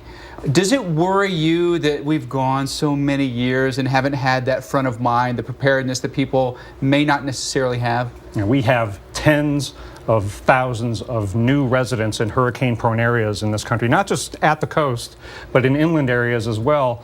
And I'm sure people are out of the habit of preparing for tropical storms and hurricanes, but it's never too late to start. Get going today while the weather is relatively good where you live, because the things you need to do to survive the storm and importantly recover in the aftermath are a lot easier to do if you do it in advance. Hard to do, if not impossible to do at the last minute. You can't get flood insurance when there's hurricane warning up. Got to do that 30 days in advance, buy supplies, get an insurance checkup, strengthen your home.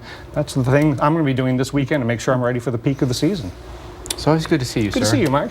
Our former hurricane expert here at the Weather Channel. So we you miss understand the craziness that also is breaking weather at times. Absolutely.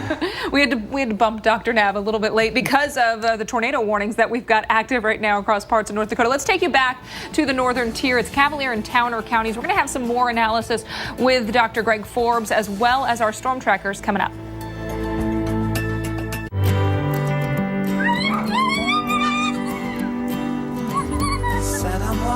Set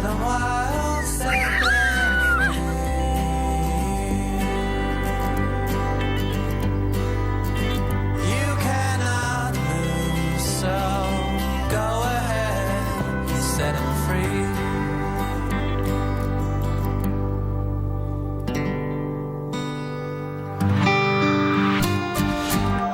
73% of Americans try to cook healthy meals, yet up to 90% fall short in getting key nutrients from food alone. Let's do more. Add One A Day Men's 50 Plus, complete with key nutrients we may need. Plus, it helps support healthy blood pressure with vitamin D and magnesium. The sun will come out tomorrow. For people with heart failure, tomorrow is not a given. But Entresto is a medicine that helps make more tomorrows possible. Tomorrow, tomorrow. I love you. Tomorrow. In the largest heart failure study ever, Entresto helped more people stay alive and out of the hospital than a leading heart failure medicine. Women who are pregnant must not take Entresto. It can cause harm or death to an unborn baby. Don't take Entresto with an ACE inhibitor or Aliskir. If you've had angioedema while taking an ACE or ARB medicine, don't take Entresto. The most serious side effects are angioedema, low blood pressure, kidney problems, or high potassium in your blood. Tomorrow, tomorrow, I love you. Tomorrow. Ask your heart doctor about Entresto and help make tomorrow possible. You're only a day away. She after our liquid gold. Whoa, she better not be. Our claim runs straight down to the gluten-free stuffing. It's gluten. There's gold in them there shells. Liquid gold. What are you doing right now? Making a cake. Ayla reminds me of like a master chef, and Emmy reminds me of like a monster chef. Oh. I don't see cake, I just see mess. It's like awful. It feels like I'm not actually cleaning it up. What's that make mommy do? What's that? Swiffer wet jet. So much stuff coming up. This is amazing. Whoa. Wow. Now I feel more like making a mess is part of growing up. Stop cleaning. Start Swiffering. The following memories are brought to you by Prevagen. Your memories make you who you are, and now your ability to recall short-term details could actually improve with age. The breakthrough in Prevagen helps your brain, allowing you to stay as sharp as possible, because you've got a lot of great memories to make. Powered by an ingredient originally discovered in jellyfish, Prevagen is clinically shown to improve short-term memory. Prevagen, the name to remember. Maybe it was here when you hit 300,000 miles. Or here when you walked away without a scratch. Maybe it was the day you realized your baby was not a baby anymore. Every Subaru is built to earn your trust because we know what you're trusting us with. Subaru, Kelley Blue Book's most trusted brand and best overall brand. Love, it's what makes a Subaru a Subaru. Get 0% on select Subaru models during the Subaru A Lot to Love event, now through August 31st.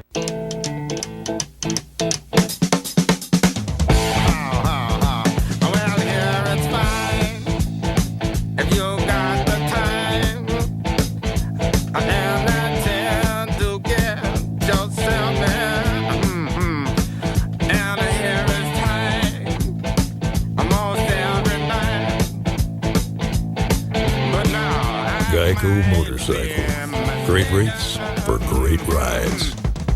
Every day you get to accept things as they are or take responsibility for changing them. The people of Flint, Michigan, it's like we don't matter. It's such a real issue that's right in front of us. Climate, environment, science, technology. Let's have a conversation. And together, we can solve these things. 23.5 degrees, Tuesday nights at 11 on the Weather Channel. Closed captioning brought to you by Beltone, your premier hearing care partner. Beltone is conducting a new trial on innovative hearing technology. You will be asked to evaluate a remarkable product that's virtually invisible. Call 1-800-BELTONE. Welcome back here to Weather Underground. We've been following a tornado warning for you here in North Dakota. This includes Cavalier and Towner counties, the towns of Bisbee, Crocus, and Rock Lake. You need to be taking shelter with this tornado warning that goes until the top of the hour, so another half an hour. Yeah, we are watching these areas in the path of this storm. As Mike mentioned, Crocus, Rock Lake. But we've seen a tornado out of this one. Take a look near Bisbee. These are our storm trackers bringing us views. And you can see that aquamarine hue to the sky. Some large hail possible with these storms as well. We're talking 2 to 3+ inches. There's going to be multiple impacts this evening. Let's check in with our severe weather expert, Dr. Greg Forbes. Dr. Forbes, what are you seeing on the radar right now? Well, Mike, there has been a strengthening of the circulation. There's been reports very recently now of 6 miles east-northeast of Bisbee in Towner County of power lines down, power poles snapped along Highway 281 north of the intersection with Highway 66. So still a possibility of a tornado. For the big picture, we're talking way up here near the Canadian border in north central to northeast parts of North Dakota.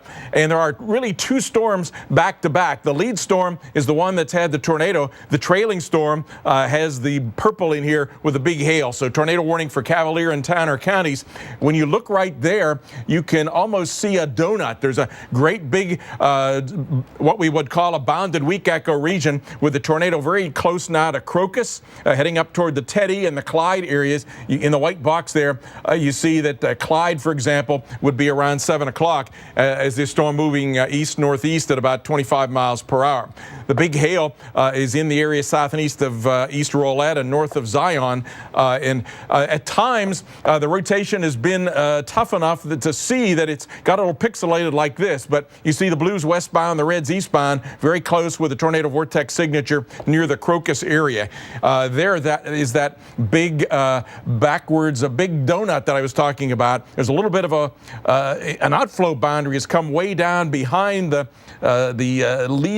trailing storm, I should say. But that one has a golf ball size hail threat for Pierce and Rolette County, and we're going to continue to monitor that one for the possibility of tornado. There has been up to tennis ball size hail in some of these locations that have had the orange shading here on the Doppler radar. There are a few additional storms as well that are down in southwest parts of South Dakota. So the coverage may increase a little bit as we go into the overnight and maybe move into Minnesota as well. Mike, Alex? All right, Dr. Forbes, thank you very much.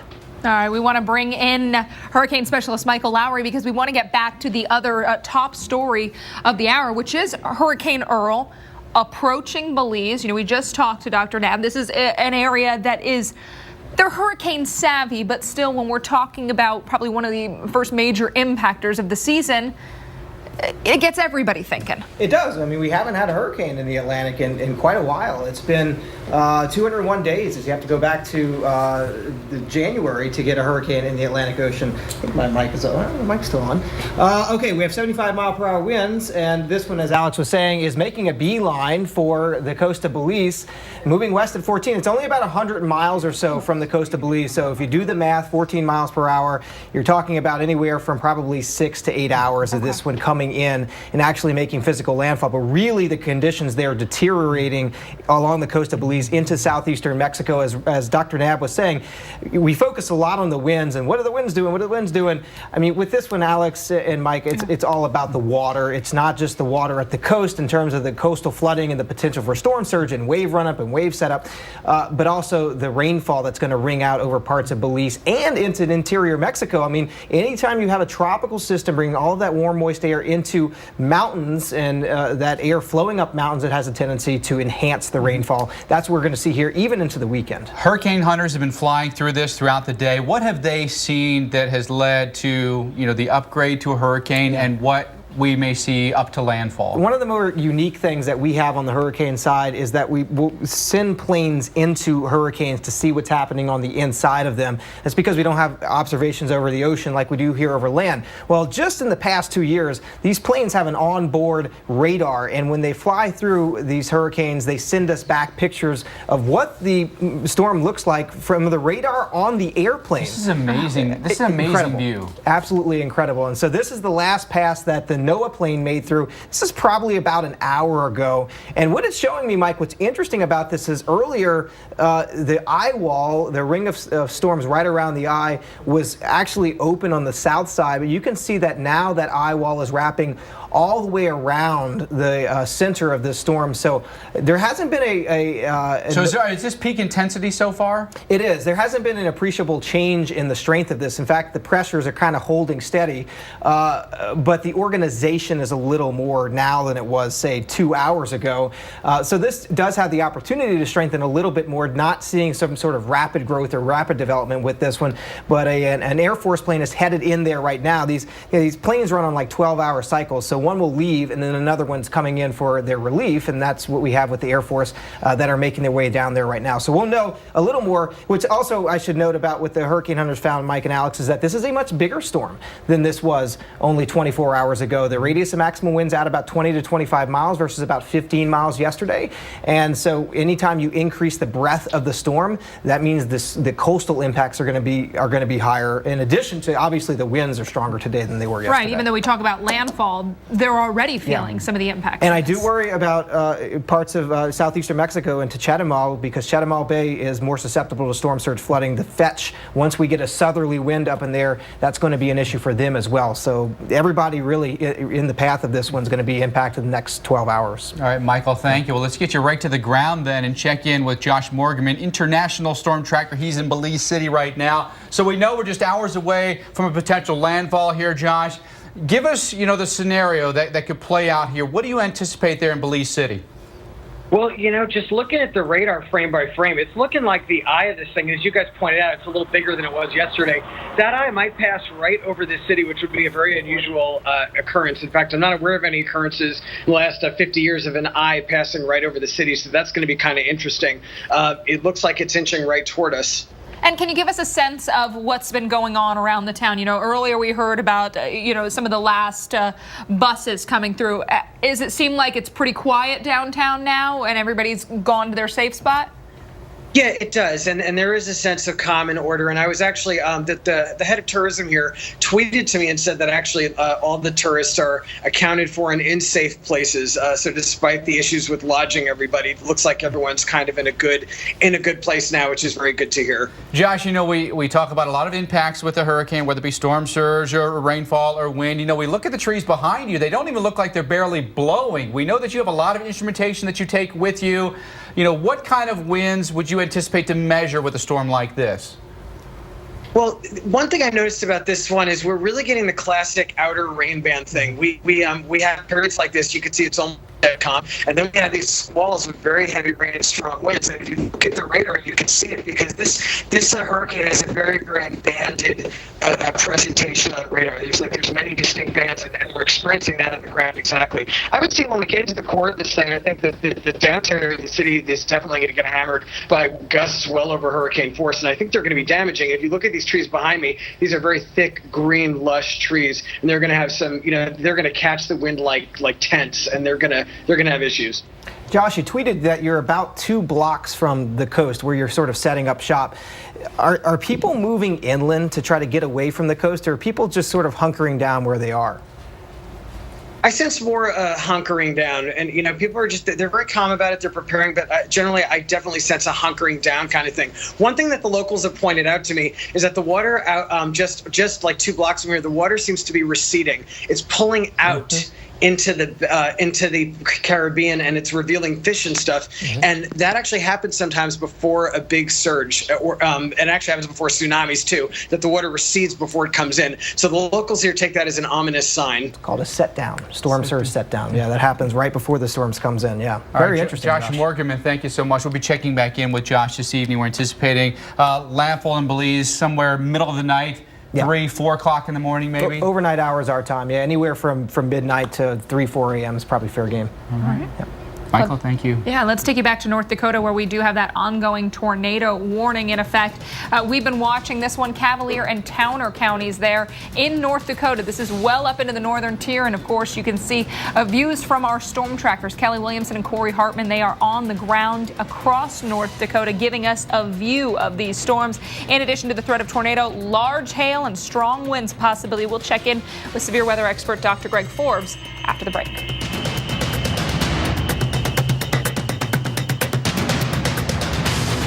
Honey, is the internet back yet? Yes! I need to let her know that I'd like this. I'd like. I haven't seen a movie based on a comic book in so long. I know.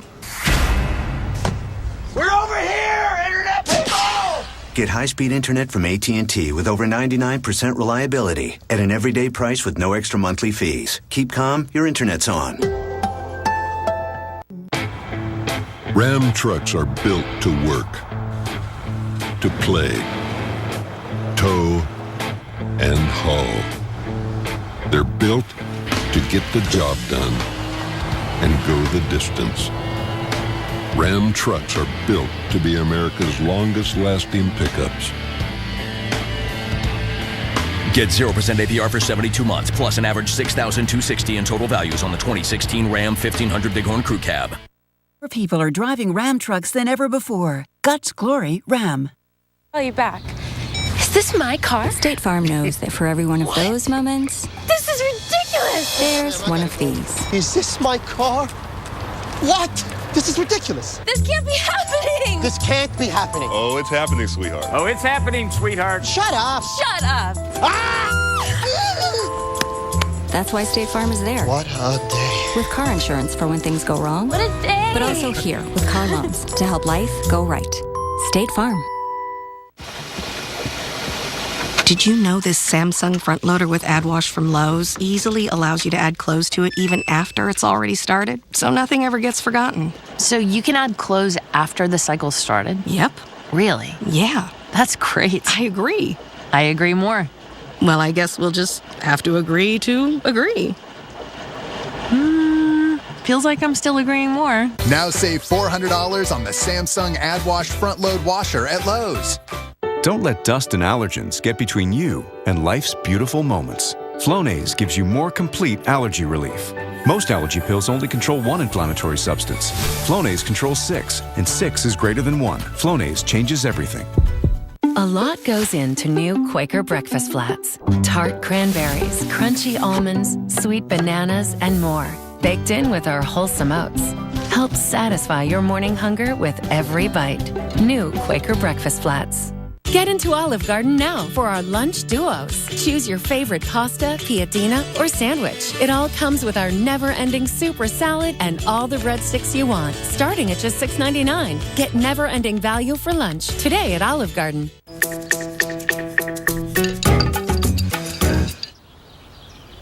Put some distance between you and temptation with Meta Appetite Control. Clinically proven to help reduce hunger between meals. New from Metamucil, the #1 doctor-recommended brand.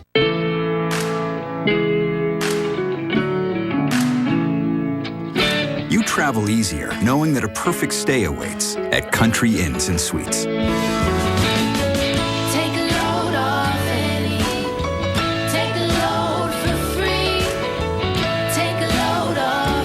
Here, we'll do anything to make sure you have everything you need. You put the low right on me. Book now at countryinns.com. Relax, the rest comes easy.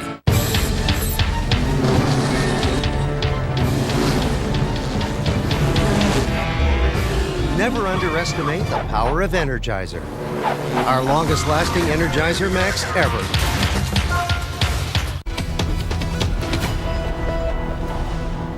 Thanks for staying with us here on Weather Underground. We have been following storms across the northern tier of the country. North Dakota, already a tornado earlier, still under a tornado warning in Cavalier and Towner counties.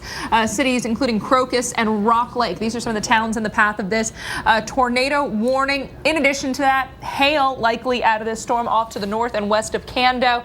And we have our storm trackers out there on the roads giving us a look at what these storms are doing. You can see near Edgeland, North Dakota, some heavy rain in the area and dark skies over Wolford. Our Dr. Forbes also following these very, very closely, so we'll, of course, stay on top of this and keep you updated with the very latest this evening. Earlier, we actually saw some very impressive shots that came in as this entire rotating wall cloud basically sitting on the ground, producing maybe a weak tornado, but it came right over, came right over a farmstead, and at one point it looked like it was destroying a machine shed or a shed where some tractors were, and then tossing some of that debris into the air, but coming right across this road. Yeah, we were getting some incredible views of just this overall mass of clouds circulating, the rotation of that wall cloud. There's a look at that farm equipment building and the grain silos that Dr. Forbes had mentioned were at least affected by this tornado. We saw some of the trees taken down. We saw some of the debris thrown up in the trees. Not complete destruction, but still plenty of damage here around Milo. A lot of trees that were damaged. We're hearing a lot of power poles have been down, and that warning, by the way, has been extended until 7:30 local time in Cavalier and in Towner counties. We are definitely going to stay on top of this. We'll keep you up to date on what that warning is doing and where the storm is going this evening. But we have another story that we're following for you. Landfall of a hurricane that will happen tonight in Belize. Right, and Michael Lowry is with us still. We want to talk about the 3 impacts specifically that could affect Belize. You know, this is a big area. This is a hot spot for tourism right now. So some people at home might be watching and say, my friends there, what are they going to be dealing with? Yeah, and two, I've had a lot of people ask me that are resorting or vacationing in Cancun, and what are the winds going to be like in Cancun? Cancun's sort of the north side of the Yucatan Peninsula. Not expecting tropical storm conditions there. They'll get a little weather here, but if you have relatives, if you have folks you know vacationing in Cancun, everything's okay there. Really, the most of the weather is going to be to the south of Cancun and Chetumal down into Belize, and we were talking about this really through the night, how the terrain, especially once you move inland, is going to help to enhance the rainfall. We focus a lot on the winds and what are the winds doing, but in this case, the rainfall is the story, and not just the rainfall, but the coastal side of this, which we'll get to in a minute. But we're talking about 5 to 8 inches of heavy rains, up to a foot of rainfall, and when that falls in the mountains, that has to go down the mountains and into the valleys, and that can loosen the sediment and cause very dangerous mudslides and landslides, and those we typically see, those tend to be the biggest killers with these tropical systems, with either hurricanes or tropical storms when they move into Central America. The land just gives way. It does, yeah, and we've seen, in the past, we've seen thousands of people that have died from landslides, so this is a big thing for a tropical system. Thankfully, this one is moving a little bit, but we'll have to watch for that. So that's sort of one side of this storm. The other side is what's happening at the coast. And, you know, a Category 1 hurricane in one part of the coast, at one part of the coast, doesn't produce the same storm surge as a Category 1 hurricane at another part of the coast. And the reason for that, in most cases, is because of what's happening under the ocean floor. A more shallow, broader ocean floor like we have in the Gulf of Mexico tends to be more, tends to favor higher storm surges. In other words, the ocean that's being pushed over normally dry land. Now come down here a little bit to Belize and the coast of Central America. The extent of the seafloor, the shallow part of the seafloor, is not as broad as it is in the Gulf of Mexico. So the storm surge threat isn't as great as it would be in the Gulf of Mexico. All else equal, if you were to put that storm, say, over parts of western Florida, the storm surge threat would be much higher than it is here. But there's still enough of a shelf here that we're expecting a 4 to 6 foot storm surge, which is pretty high, and especially when you think about Belize City, whose average elevation is basically 0 feet. Right. That's what Josh was saying. It's very flat there. Right. And in addition to that, we have to watch for the wave action, which is sort of a separate thing, but we're talking about 15 to 20 foot waves close to the coastline that are going to be adding to the problems there at the coast as this comes ashore tonight. All right, Michael, thank you very much. A lot more on Hurricane Earl when we come back, and tornadoes across the Dakotas. TracFone presents how to make your smartphone smarter. Step 1, bring us your favorite 4G LTE smartphone and keep your network and number for a lot less. Step 2, there is no Step 2. So, dance party? With the Bring Your Own Phone program from TracFone, get one of America's 2 largest and most dependable 4G LTE networks for less. Now that's smart. 90-day no-contract plans with unlimited carryover start as low as $19.99. TracFone, do everything for less. The votes are cast, and the results are incredible. Wow! From the biggest and baddest storms, it's unthinkable, to the weirdest weather ever witnessed. I've never seen anything like it. If Mother Nature made it, truly amazing, our meteorologists rank it. Oh, yes! Yes! Yes, we got it! Did that just happen? Catch an all-new Top 10, Sunday nights at 9 on the Weather Channel.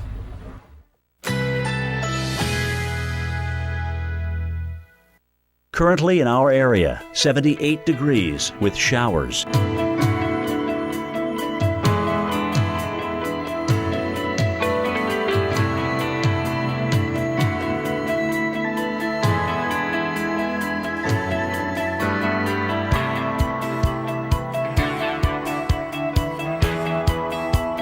Tonight, scattered thunderstorms, low 78. Chance of rain, 50%. Thursday, mostly cloudy. A stray shower or thunderstorm is possible. High 89. Thursday night, partly cloudy. A stray shower or thunderstorm is possible. Low 78. Here's our 7-day outlook.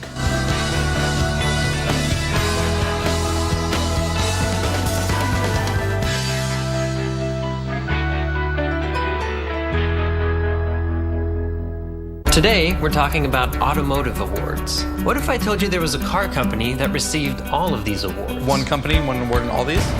Chevy. Chevrolet is the most awarded car company of the last 2 years. I love it. I'm just going to stay in here. Is that okay? Yeah. This summer, find your tag and get 16% of MSRP cash back on select remaining 2016 vehicles in stock. That's over $4,100 cash back on this all-new 2016 Chevy Malibu. Find new roads at your local Chevy dealer. Man, my feet are killing me. Same time tomorrow, fellas? Dr. Scholl's massaging gel work insoles absorb a hard day on your feet for comfort that keeps you feeling more energized. It's got skills. Dr. Scholl's work insoles. There's something different at your grocery store. It's grain-free and made just for pets. It's Rachel Ray Nutrish Zero Grain with zero grains, glutens, or fillers. Made with simple, natural ingredients like real meat or fish, which is always the #1 ingredient. With Zero Grain, you can get a grain-free recipe for your pet without a special trip. Nutrish, real recipes, real ingredients, real good.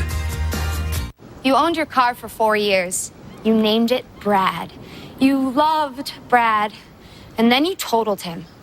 You two had been through everything together. 2 boyfriends, 3 jobs. You're like, nothing can replace Brad. Then Liberty Mutual calls. And you break into your happy dance. If you sign up for Better Car Replacement, we'll pay for a car that's a model year newer with 15,000 fewer miles than your old one. Liberty stands with you. Liberty Mutual Insurance. It is not easy becoming a small business owner. Carly definitely needed some help along the way. Her catering business needed a street address to get started, so I set her up with a mailbox. Now anything she needs to get printed, from business cards to flyers, I'm going to be right there for her. We are readily available to be her taste testers. From printing to packing, shipping to marketing, together, there's nothing we can't solve. Go to a UPS store today to see how. This is hopscotch, okay? Uncle go 1, 2, 1, 2, 1, 2, 1. Okay? Okay.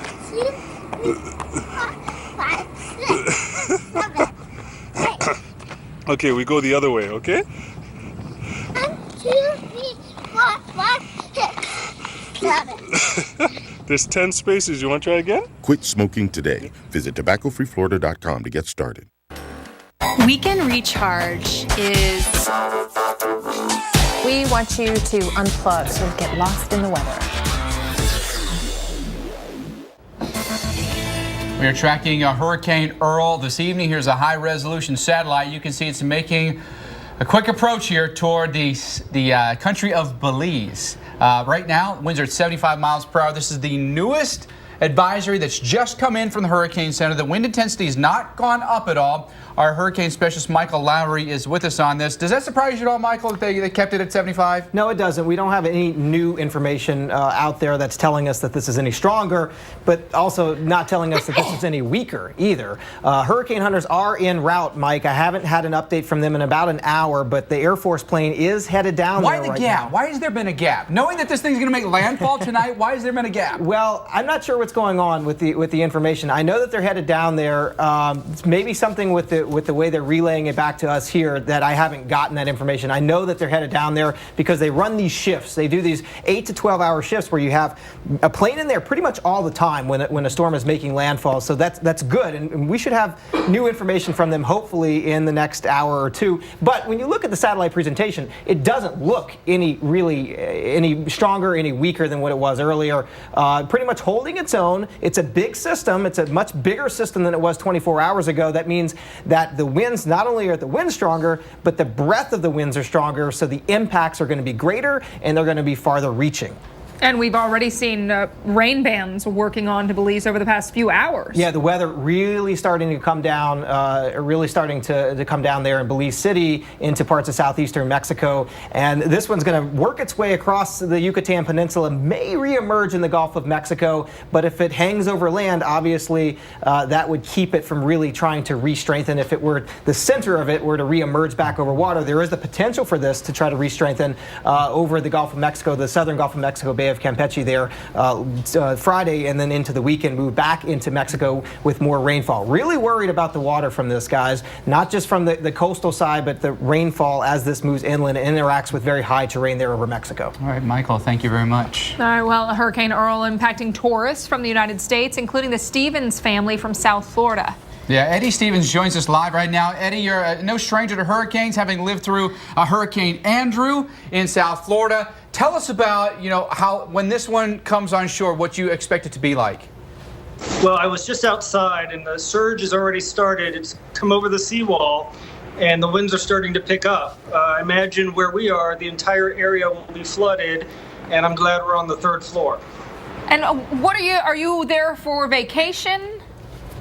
We came here from Florida for a week-long vacation, and this is adding another adventure right in the middle of it. Absolutely. Now, what kind of communication have you been getting from either the resort you're staying at, the company that you booked the trip with? Well, we have been watching the Weather Channel, staying up to date with updates. The people here have been very kind, making sure we're taken care of. We have food, we have water. We have hurricane shutters and are now locked inside our condominium. Having gone through the experience of Hurricane Andrew, a Category 5 hurricane in South Florida, and now this, a surge-prone location like Belize City, what's your mindset as this gets closer? We're cautious, but not too worried. Locals here are very worried. They haven't really experienced this in a little while, and I think everybody is taking this with the appropriate caution. Are you at a place that you're higher up? I mean, San Pedro is right there at the coast. Are you at a sort of a point of elevation? We are in the 3rd floor of a concrete building, so we feel pretty secure where we are. But we are right on the ocean, and it's coming right at us. Eddie, so is the plan that the family just stays hunkered down tonight, and then maybe tomorrow, once it passes, you'll go out?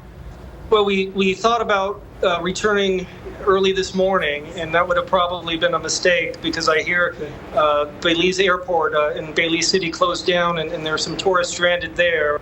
So being a little experienced with this, we just thought we would try to wait it out here, and hopefully local services won't be too disrupted. Hey, another quick question for you. Is a lot of the communication in English there? Is it bilingual? It's predominantly English. Most people here speak English, and that has not been an issue at all. But most of our information is coming from TV stations from America or just watching the Weather Channel on the internet.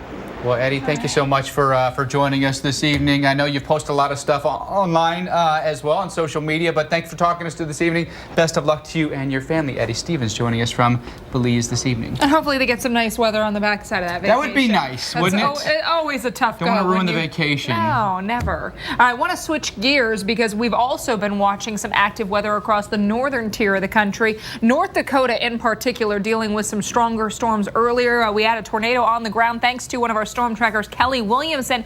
Kelly's on the phone. Kelly, can you give us an update on where you are and what you're tracking? Right now, I'm just northwest. I think it's Starkweather, and we're actually just kind of skirting the edge of this storm right here.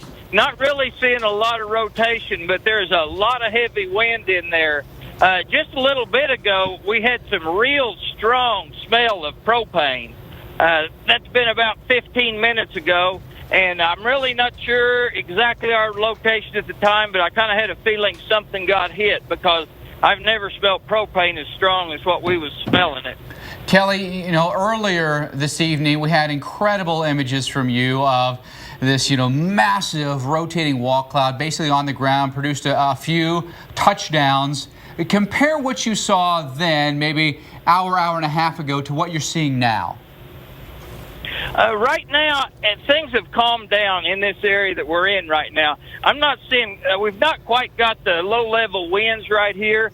The rotation, we're not seeing the rotation like we was over there. Everything was rotating, in that area. So right now, everything's just kind of geared down just a little bit right in this area. Now, maybe as we get on further south on this storm, it may start building a little bit farther to our southwest.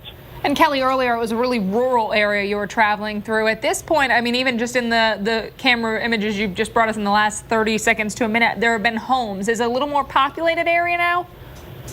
Yeah, we've got three. We've got the town of Leeds, and that just to Church Ferry, just a little Webster, just a little bit to our south. There's a lot of little small communities down here.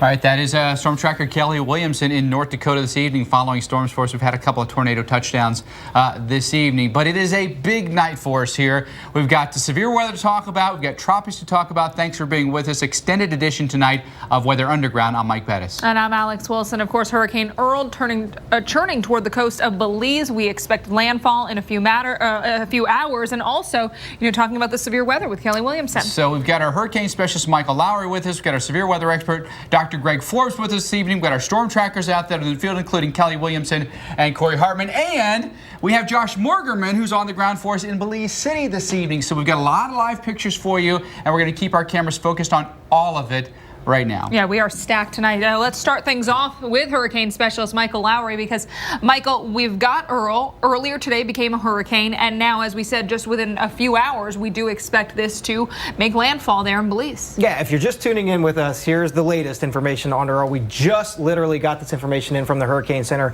They're putting out updates every 3 hours because there are hurricane warnings and tropical storm warnings up. So winds of 75 miles per hour.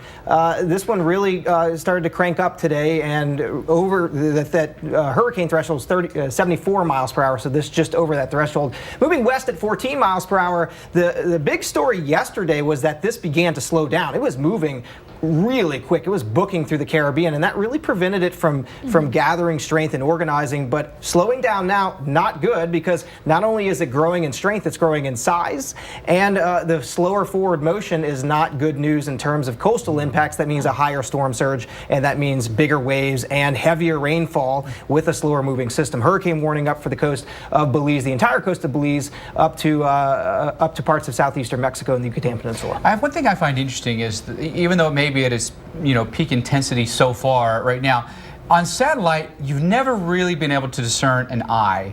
You haven't? No. I mean, this is, eyes tend to poke out around this strength, 75 to 80 miles per hour. We saw a semblance of one earlier, but it's been obscured by these anvils, these very large overshooting tops. You can see them to the northeast of where the center is, and that sort of hide, those high level clouds hide the eye, but it is underneath there. If you go underneath those very high clouds, it's there. Winds in Belize City haven't gotten yet to sustained tropical storm winds of 39 miles per hour or stronger, but those are really knocking on the door right now. And look at this rainfall forecast. I mean, 8 to 12 inches, a foot of rainfall, locally higher amounts than that. So the threat there for potential mudslides and landslides is a big threat with this one, not just at the coast, not just in Belize, but also in parts of Mexico. Well, something we talk about, you don't need necessarily a high-end hurricane, even a high-end tropical storm, to cause a lot of damage and loss of life impacts. When you talk about water, one of the biggest threats, or arguably the biggest threat from Alex, these systems. In fact, the weaker in storms usually are the bigger rainmakers. The hurricanes, the big hurricanes, tend to be more destructive in terms of their wind, in terms of the storm surge, but in terms of the rainfall, it's the more disorganized systems that can bring more rain. In terms of the storm surge, 4 to 6 feet, you can see over parts of Belize City from Belize City rather northward. That's because the winds, the easterly winds, is really what pushes the water ashore. You may be wondering, well, why is southern coast of Belize not at risk here? That's because the winds are primarily going to be offshore from the west, and that'll be pushing water away from the coast. So really anywhere north of where this comes in is going to be most at risk for the storm surge. And also there's a little bay in there. I don't know, Ryan, you can point that out, with Chetumal Bay, which goes up to Chetumal, which is in southeastern Mexico and the Yucatan Peninsula. That bay, once those winds come from the south, that's going to push water up into that bay. That bay is probably the most at-risk area for storm surge. Not to say that Belize City isn't, because it certainly is, but the storm surge itself would probably be highest up at the top part of that bay where Chetumal sits. All right, Michael, thank you very much. Well, let's bring you a local perspective on this hurricane. Joining us now is the mayor of Belize City, Daryl Bradley. Mayor Bradley, thank you for being with us. At this point in time, tell us the status of your city and what you've been telling your residents, what you've been telling your tourists. Well, we're telling everybody just to stay calm. The city of course, is closed down. Most of our businesses are shut. School is on summer vacation. We have emergency personnel throughout the streets. We are pretty much well prepared for a storm of this size. The city has gone through these occurrences quite frequently over the past decades. So our citizens are quite sensitive to these kinds of events. But we're telling people to be very calm. We're telling people to stay alert to the advisories. And what we're doing is that we're managing people in low-lying areas of Belize City to ensure that they are in shelters and they are buttoned down and secure. And what do you do as the manager then of the city to make sure that you're ready to take those next steps once this storm moves in? Do you have extra resources in terms of getting power back or emergency responders on hand? Well, we're working quite closely with our security services, our police, and the Belize Defense Force. We are doing preliminary assessments. We have a couple streets in the city that's flooded. At the present moment, we have about 890 people in shelters throughout the city, so we're managing all of that. And we are immediately waiting for the storm to pass, and then we'll have our damage assessment teams going throughout the city and assessing the level of damage. But one of our primary concerns are persons right now in shelters, but we feel that we are pretty equipped and prepared to weather the storm. Mayor, just hours away from a Category 1, potentially coming right over top of your city. What is your biggest fear at this point? Well, my biggest fear is persons who are in the lower areas of Belize City. Of course, Belize City is a coastal community and we are right at sea level, so that we're particularly concerned with people who live in the lower parts of Belize City, that their houses may be inundated with water and we may have a loss of life or significant damage to property. So from the morning, we have been advising those persons to move into shelters, and at this present moment, we have about 890 people in shelters. So we're particularly concerned with those people who live in vulnerable areas within Belize City. And now what do you do? I know you guys are a major destination for people all across the world. How do you get the message across to people who, one, might not speak the language, and two, might be staying at resorts? Do the resorts work to give the people that information? Well, Belize is an English-speaking country, and in the event of a hurricane or tropical storm, part of our emergency preparedness plan is to work with the Belize Tourism Board so that we are giving out regular advisories as we receive them in terms of updating people. We communicate quite closely with the resorts themselves in terms of advising people and tourists what to do. We had announcements going out in relation to the shelters. We have our Emergency Operations Center open. We have a toll-free number that people are calling in on a regular basis to get information in relation to where to go. We're particularly concerned with people like tourists who may not be familiar with our systems in Belize, and we work very, very closely with sister agencies, including the Tourism Board, to make sure that everyone is okay. One of the biggest things that we concern ourselves with is ensuring that information is out there. I think that we are very much prepared to deal with a storm, especially a storm of this level, but we want the information to be spread as wide as possible. And it sounds Mayor, like you're doing that, yeah. Thank you so much. It seems like they are definitely on top of it. Good to talk to you. We'll be right back. Ram trucks are built to work, to play, tow, and haul. They're built to get the job done and go the distance. Ram trucks are built to be America's longest-lasting pickups. Get 0% APR for 72 months, plus an average $6,260 in total values on the 2016 Ram 1500 Bighorn Crew Cab. More people are driving Ram trucks than ever before. Guts Glory Ram.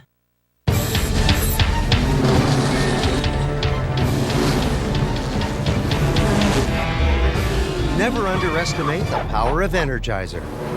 Our longest-lasting Energizer Max ever. Did you know this Samsung front loader with AdWash from Lowe's easily allows you to add clothes to it even after it's already started, so nothing ever gets forgotten? So you can add clothes after the cycle started? Yep. Really? Yeah. That's great. I agree. I agree more. Well, I guess we'll just have to agree to agree.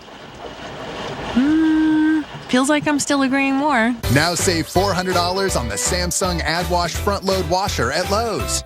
Well, I love it. This piece is so you. I know, right? I saw it and I was just like, oh, I have to have it. Is it suede? Suede. Love suede. State Farm knows that for every one of those moments, there's one of these. Well, I love it. This piece is so you. I know, right? I saw it and I was like, have to have it. Is it suede? It's suede. I love suede. That's why we're there with renter's insurance when things go wrong, but also here with a rewards credit card to help life go right. State Farm. A lot goes into new Quaker breakfast flats. Tart cranberries, crunchy almonds, sweet bananas, and more. Baked in with our wholesome oats. Help satisfy your morning hunger with every bite. New Quaker breakfast flats. Gaviscon is a proven heartburn remedy that gives you fast-acting, long-lasting relief. It immediately neutralizes acid, and only Gaviscon helps keep acid down for hours. For fast-acting, long-lasting relief, try doctor-recommended Gaviscon. We wrecked the rec room this summer. The Stellar notebooks will last through June. Get back to great. This week, these items just 1 cent each. Office Depot office mats. Gear up for school. Gear up for great. You can't always protect her. Make sure her tires will. The Michelin Premier Tire with EverGrip technology. Even when half worn, it's still safe. Safe when new, safe when worn. Weekend Recharge is... It's a lot of fun. Weekend Recharge, great place to learn something about the weather and to have a couple of laughs. That just got weird.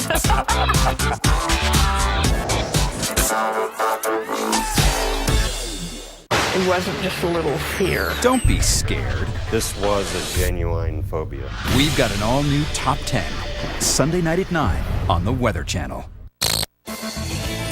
Well, now to our other big weather story of the night, the threat for damaging storms in the upper Midwest. You are looking at Starkweather, North Dakota. This courtesy of storm tracker Kelly Williamson. Earlier, he had a tornado on cam for us. Just talked to him a couple minutes ago, said things have quieted a bit, but that's not to say that the storms are over.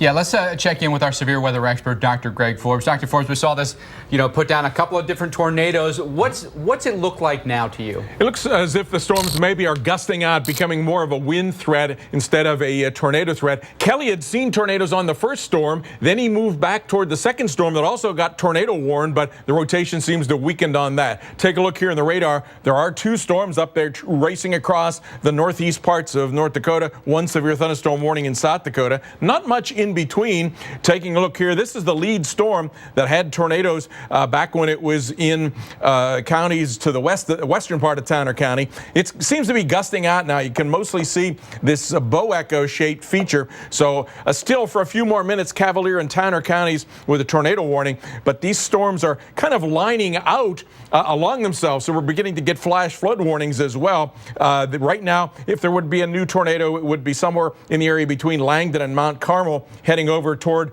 the Walhalla area at around 7:39. These storms are really sped up, but what you're mostly seeing here now is red this way, and then the blues going this way. So it's becoming more of a gust front, less of a tornado. You can sometimes get brief tornadoes on that gust front. This next storm has produced 60-mile-per-hour winds measured near Cando, and Kelly Williamson is ahead of that near the Starkweather area. So this storm at one point had rotation back to the west of here and was tornado warned. Now it's severe warned for Benson, Ramsey, and Towner counties in North Dakota. A little bit of rotation showing up on there, but that's, again, mostly one of these little circulations on a gust front, so you can never totally rule out a tornado, even with a severe thunderstorm warning. Down in South Dakota, in between Pierre and Rapid City, Haken and Jackson counties with a severe thunderstorm warning. We do have a tornado watch for central and eastern North Dakota, northwest Minnesota until 11 o'clock, and until 11, a severe thunderstorm watch for parts of South Dakota. And beyond that, into the overnight hours, this thunderstorms may move across north and central parts of Minnesota as well. Here's one of the computer forecasts showing that by 10 o'clock, gets a bit of a filling in of the storms into a broken line all the way into Fargo, and then east of Pierre with a little mini bow echo. But it's mostly that North Dakota line that goes all the way across the north half of Minnesota to 4 a.m. to the Duluth area, and then the South Dakota portion builds a little bit of a line over toward the Twin Cities as we get into the early morning hours after sunrise. These storms have fired up really along a cold front, but it's really a moisture front. Look at this, dew point of 34 and west winds, the western part of North Dakota, southeast winds and dew point of 71, the eastern part. So that moist air is the instability. Combine that with a very strong upper low that is blasting its way east. Look at the blue in this satellite imagery are those high thunderstorm tops that have fired up. Tomorrow, this system pushes east. Wisconsin, maybe eastern Minnesota, parts of Iowa, and the upper Michigan could get mostly damaging winds and some hail. And I should point out this evening, there's been, with monsoon moisture in the southwest, lots of heavy rain in western and northern parts of Arizona, southern parts of Utah. So in these green areas, flash flood warnings all over the place near Baghdad, west of the Grand Canyon area, south and east of Cedar City in Utah. So turn around, don't drown. Not the best places with all those arroyos that fill up very, very rapidly. We've had rain that's been prolonged in this area. Mike, Alex? All right, Dr. Forbes, thank you. All right, we've got much more coming up after the break. We continue to follow Hurricane Earl as it heads its way towards Belize. Right now, winds 75 miles per hour. Within the next few hours, we expect landfall. As Michael Lowry's been telling us, it is the waves, the water, the rain that he's most concerned about. We'll get more expert analysis coming up after the break. What's it like to be in good hands? Like finding new ways to be taken care of. Home, car, life insurance, obviously. Oh. But with added touches you can't get everywhere else, like claim-free rewards or safe driving bonus checks. Oh, yes. Even a claim satisfaction guarantee. In means protection plus unique extras. Only from an expert Allstate agent. It's good to be in good hands. Our 4,000 ASE certified technicians can tell you, hard work ain't just something you wear. It's a way of life. Firestone Complete Auto Care. Whatever you drive, drive a Firestone. Right now at Firestone Complete Auto Care, Bridgestone is celebrating the Olympic Games by giving you the chance to instantly win $10,000 and other great daily prizes when you buy 4 eligible Bridgestone tires. Stop by Firestone Complete Auto Care today for details. With an unlimited mileage warranty on your certified pre-owned Mercedes-Benz, you can drive as far as you want for up to 3 years and be covered. So no matter where you go, your peace of mind and confidence will be as unlimited as your mileage. Visit the Certified Pre-Owned Sales event now through August 31st and learn more about our unlimited mileage warranty only at your authorized dealer. Mercedes-Benz, the best or nothing. We want to encourage our people to listen to the Weather Channel. It's a place you can turn to and trust. There's no other place that has this amount of expertise than we do right here on the Weather Channel. When it comes to a weather situation that warrants attention, we're the place to go. It's that simple. Deep tissue massages, full body wraps, embraced in total luxury. Discover the true value of paradise. Turquoise waters, soft white sand. Discovery can be the best souvenir. Discover the true value of paradise.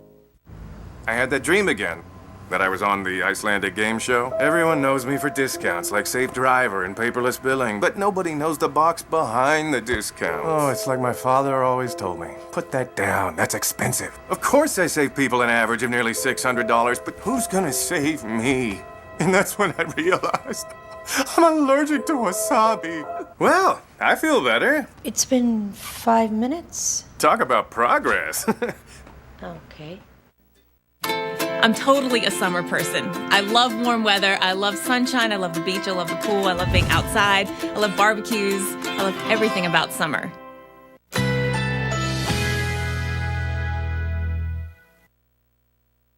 Currently in our area, 77 degrees with showers in the area.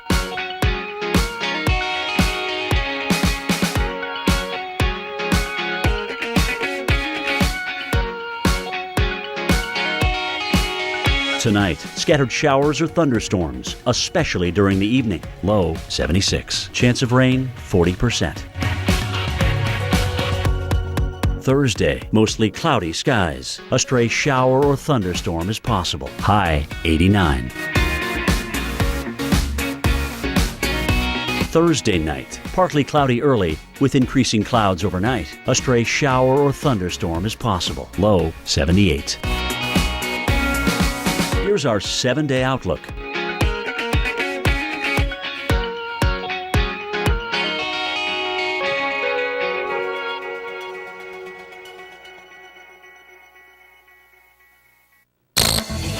Storms moving through North Dakota this evening. Storm tracker Kelly Williamson is joining us right now. Kelly had some really impressive images earlier today. You're still tracking those storms. How have they transformed here over, say, the past hour or so? You know, where we're at, everything's calmed down a lot. We've got not much wind, haven't had any hail. We've kind of got on some dirt roads trying to get to the bottom of this storm and kind of got on some bad roads down here. But right now where we're at, everything's pretty calm and that, but a little bit to our east, it looks like some real heavy rain. Excuse me, a little bit to our west.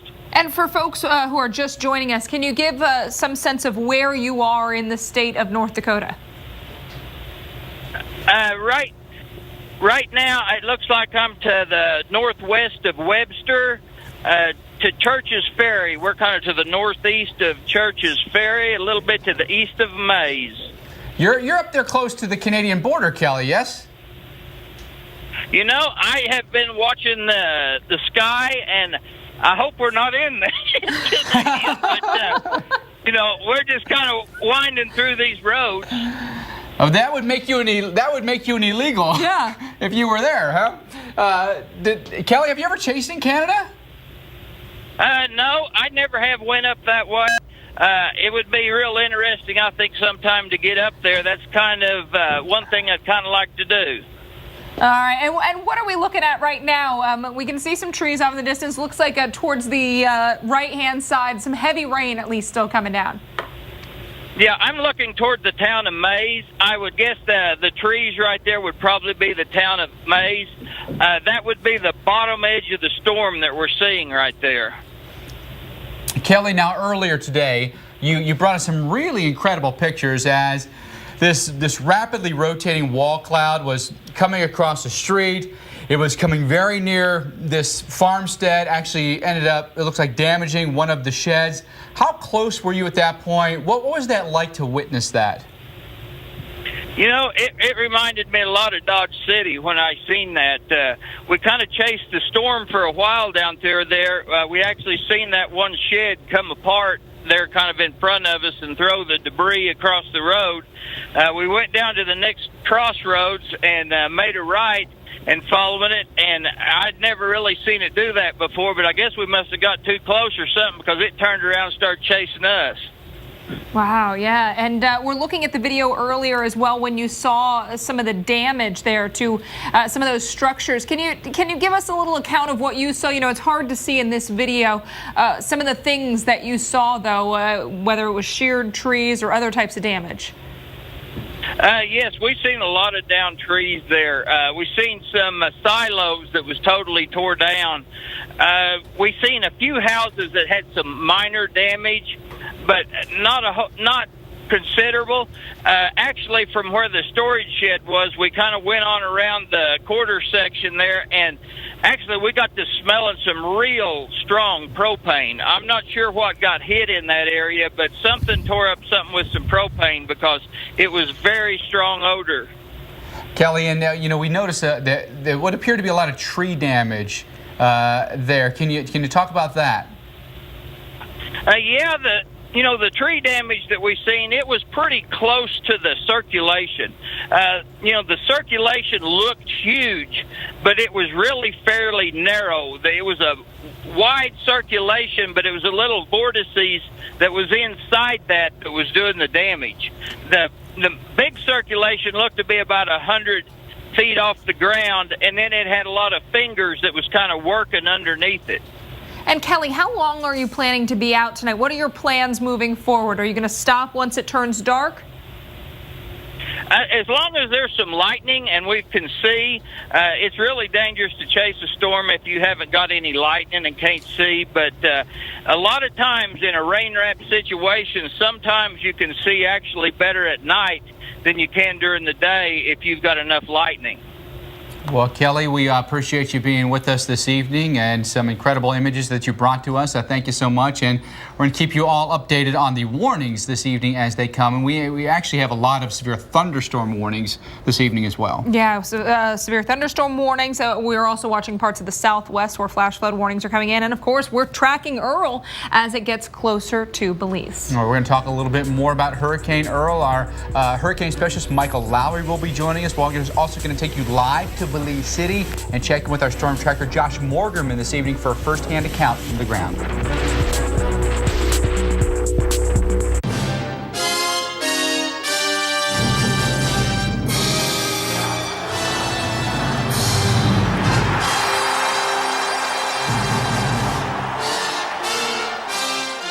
S.C. Johnson.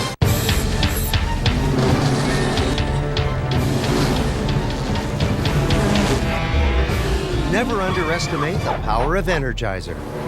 Our longest lasting Energizer Max ever. A lot goes into new Quaker breakfast flats. Tart cranberries, crunchy almonds, sweet bananas, and more. Baked in with our wholesome oats.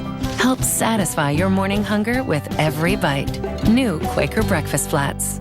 Today, we're talking about automotive awards. What if I told you there was a car company that received all of these awards? One company, one award in all these?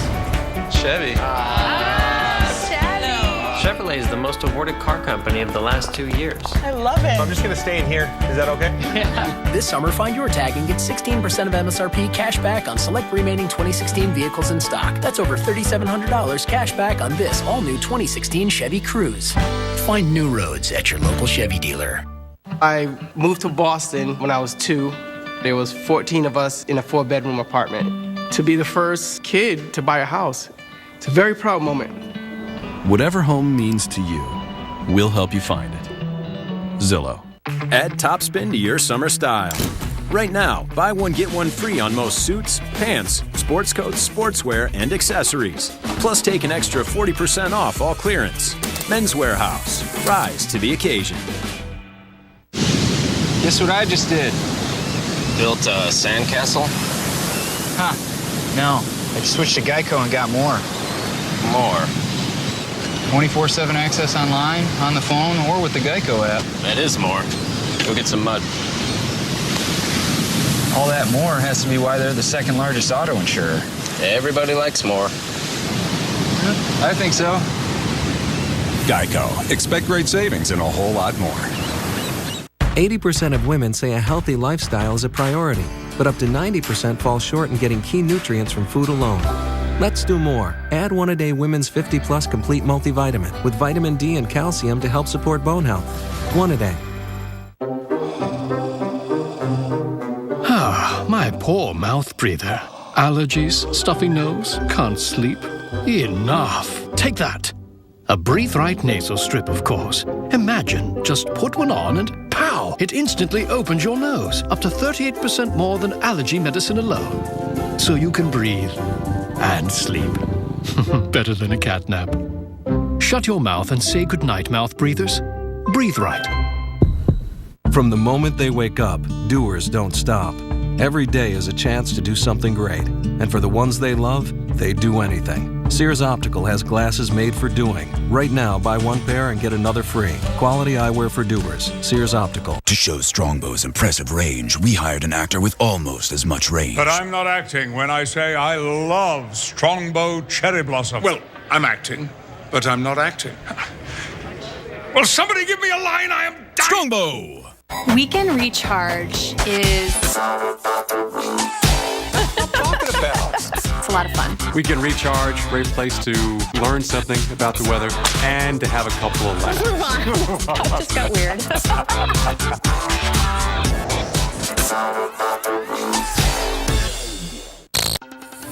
Thanks for staying with us here on Weather Underground. We've got images coming out of Belize right now as they've begun to see some of those rain bands working in. You can see heavy at times, not great visibility, but at the same time, it's not like you need the windshield wipers on full blast. This was earlier today in Belize City, but we expect things to ramp up as we go through the next few hours and landfall gets closer.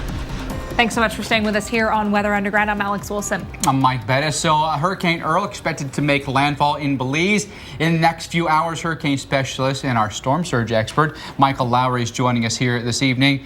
You take a look at some of those images that we just saw there. The rain bands are coming in. That's one of your biggest concerns, is how much rain they're going to get here. Yeah, and this is how tropical systems work. You get a band of rain, then it maybe lets up for a little bit, and then you get another band of rain with these spiral rain bands. But all the while, the winds are picking up. I mean, this one isn't moving, isn't that far from the coastline. It's at probably 80 miles or so from actually making landfall. And so, you know, during the overnight hours, our time, anywhere from probably midnight to 3 a.m., we're talking about this coming ashore. So really the worst weather is ahead of us. It's just moving in. The worst weather hasn't gotten there quite yet. And a little bit of room, Mike, for this to strengthen just a bit before it moves in. But at this point, it doesn't matter. The impacts are there, and it's the water. Not that the winds aren't going to be an issue, but really the water is the big issue. Hurricane warning is just for the wind. That's telling you that anywhere that's painted in purple, we can expect hurricane conditions over the next 24 hours or so. And again, though, that doesn't cover what's happening at the coast in terms of the storm surge,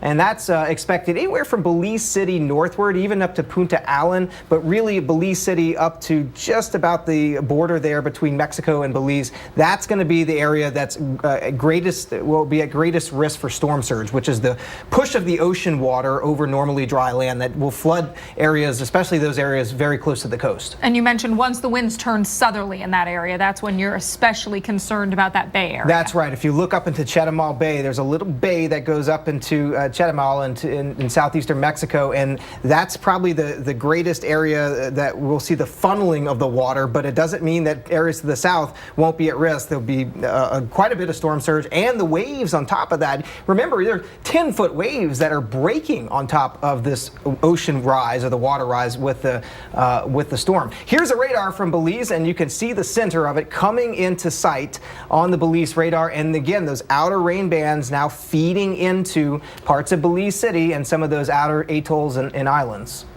When we look at this on satellite, haven't seen the eye on satellite, but you can more clearly see it though on the radar. We looked at previously at the Hurricane Hunter radar. You could see a little hole right in the middle where we didn't have hardly anything. And the reason you can't see the eye on the satellite picture, or at least on the enhanced satellite picture, is because of very high cloud tops that obscure the eye. In the stronger hurricanes, you have enough sinking air at the middle that it sort of dries everything out. This isn't at that strength. Usually you start to see the eye in the enhanced picture at about 75 to 80 miles per hour. So it's kind of on the border of when you would expect to see the eye, but you can see it very clearly on the radar picture, and the winds now starting to pick up there along the coast of Belize. All right, and you said the water, one of your main concerns, not just the storm surge, but also the threat for the heavy rainfall then moving forward. Yeah, Alex, and you were the one that pointed this out earlier, how the weaker end systems can have bigger impacts inland in terms of the rainfall, and we're seeing that here. Once this moves over parts of inland locations, there is a lot of high terrain, there are a lot of mountains, and you have warm, moist, tropical air moving up the sides of these mountains where it is enhanced. It cools and condenses, something we call orographic lift or upslope flow, and that will enhance the rainfall in inland locations. This is not just a coastal event.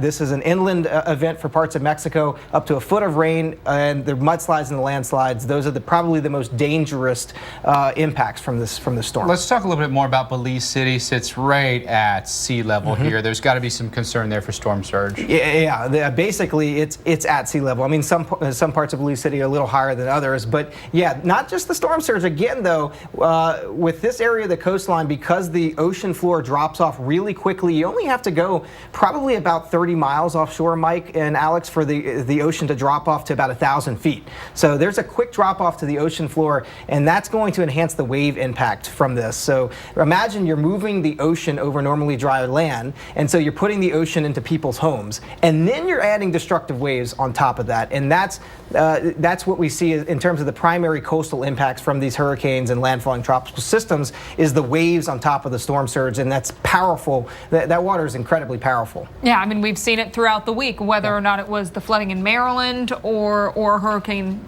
or tropical system, that water causes a lot of damage. Yeah, that's, you know, so anybody who's at the immediate coast who may be watching us, who may be tuning in tonight, I would just urge you to get to a higher place. You know, get to the second floor, the third floor.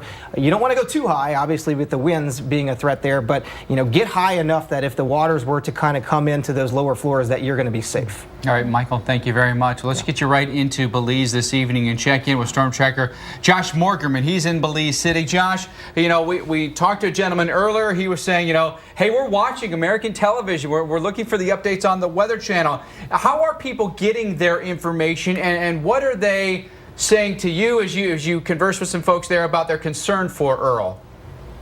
Well, a lot of them are watching the Weather Channel here. This is a big surprise.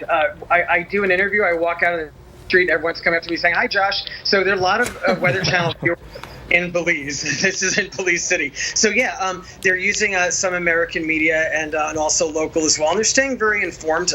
And actually, you know, I've learned a lot about the flooding in the city. Two things. One is that the downtown area has it has some drainage problems, but a lot of the flooding actually is a combination of not just the sea, but also the rainfall. So the water kind of comes from both sides. The other thing is that when you go along the seashore of the city, they're actually, it's almost like being on a lake, because the keys offshore actually act as breakwaters. So it's like, so you don't, I'm not seeing, at least in this part of the city, there isn't much wave action. It's almost like a big lake, but it has receded, like we were talking about last time. It's receded quite a bit, like several feet, and the locals are really noticing it. Yeah, and Josh, you know, at last update, not much happening. Now we can see at least that that branch behind you wavering a bit. Can you tell us how things are have changed since we last checked in with you? Yeah, good eye, exactly. It's starting to get that kind of restlessness that you feel when a cyclone is coming. Everything is kind of waving, and there's like a pushiness to the wind. You feel like we're starting to get into the circulation of the storm. I looked at the radar, and a strong inner band is actually going to pass over the city soon, and the eye wall actually isn't that far offshore. This seems to be one of the storms with a very focused wind field, meaning you don't really feel the winds until you get near the core, and then you really feel them, like all of a sudden there's a very, very fast ramp up. That's what I'm expecting with this. And if you look at the radar, it looks like it's making a beeline for downtown. Josh, quick question. What do you think the winds have been? What do you think the highest wind gusts you've gotten there so far? You know, I'd estimate maybe like 30 knots, 35 miles an hour, or something like that. Nothing too strong. Maybe some 40-mile-an-hour gusts. Really, it's been fairly calm. But you can see it, though. It's picking up. Yeah, it definitely is. Josh Morgerman in Belize City. We'll keep checking in with Josh this evening. In the meantime, we have severe weather to update you on. We're going to check back in with our severe weather expert, Dr. Greg Forbes, tracking especially the storms in North Dakota. Dr. Forbes. Well, the good thing is, for the moment, Mike, the storms have gusted out. They're turning more into a line with just severe thunderstorm warnings, no tornado warnings at the moment. You can see this line beginning to fill in across northern parts of North Dakota, and it may fill in the gap across into the storms that are in South Dakota. This storm, the lead storm here, is Bodat. You can see that backward sea, in fact, all the way up into Canada, with the possibility of damaging winds, Cavalier, Pembina, and Walsh counties. That's the storm that had the tornadoes before. The Churches Ferry area was where Kelly Williamson was located. He's been overrun now by the storms in Cavalier, Ramsey, and Towner counties that have the possibility of golf ball size hail. And it too looks like it's mostly gusting out. There are, in some places here, some circulations in that. So it will probably be this new forming line that goes to the southwest that, if there is a new tornado threat, could have some. Down into South Dakota along I-90 there, Haken and Jackson counties with severe thunderstorm warning. We still do have a tornado watch. Conditions still favorable. Parts of eastern North Dakota, northwest Minnesota for tornadoes, and a severe thunderstorm watch down into South Dakota. And later on tonight, that line that is now heading into eastern North Dakota could come across the northern half of Minnesota as well. Our computer models show that by 10 o'clock, the storms could be getting into the Fargo, North Dakota area. Will push east to Pierce, South Dakota, but then into the wee hours of the morning by, say, 3 or 4 o'clock, come into Duluth all the way across northern Minnesota, and then fill in later in the morning toward just after sunrise, coming toward probably 8 or 9 o'clock toward the Twin Cities area. These storms along quite an impressive front, west winds, southeast winds. So you combine those southwest winds, southeast winds, crosswinds at the surface with winds increasing from the southwest aloft. We're not out of the woods yet in terms of tornadoes as this upper air forcing comes in. And tomorrow, parts of Wisconsin, east Minnesota, Michigan, and Iowa could get severe thunderstorms as this weather system pushes east. Stay with us. We'll be back with coverage of rural and severe weather. When looking for a van to take your business to the next level, look for more. With the Ram ProMaster and ProMaster City, you can do more, hold more, handle more, organize more, and get more out of every drop. So you can spend more time getting the job done. People are driving Ram trucks than ever before. Guts, glory, Ram. Create Your Own Tour of Italy is back, starting at $12.99 only at Olive Garden. Choose 3 of 9 of our favorite Italian dishes to get everything you want all on one plate, plus unlimited salad and breadsticks. Hurry in and create your own tour. Offer ends soon. Olive Garden. When did it become okay for a backpack to give up? Or sit one out? Or run away from a turtle? Never. That's never been okay. Discover packs made to last at llbean.com. I recommend Nature Made fish oil because I trust their quality. They were the first to have a product verified by USP, an independent organization that sets strict quality and purity standards. Nature Made, the #1 pharmacist-recommended vitamin and supplement brand. My lenses have a sunset mode, and an early morning mode, and a partly sunny mode, and an outside to clear inside mode. Transition's signature adaptive lenses are more responsive than ever. So why settle for a lens with just one mode? Experience life well lit. Upgrade your lenses to Transition's signature. Now get up to a $90 rebate by mail when you purchase glasses and sunglasses featuring select brands. Ask your eye care professional or visit transitions.com for details.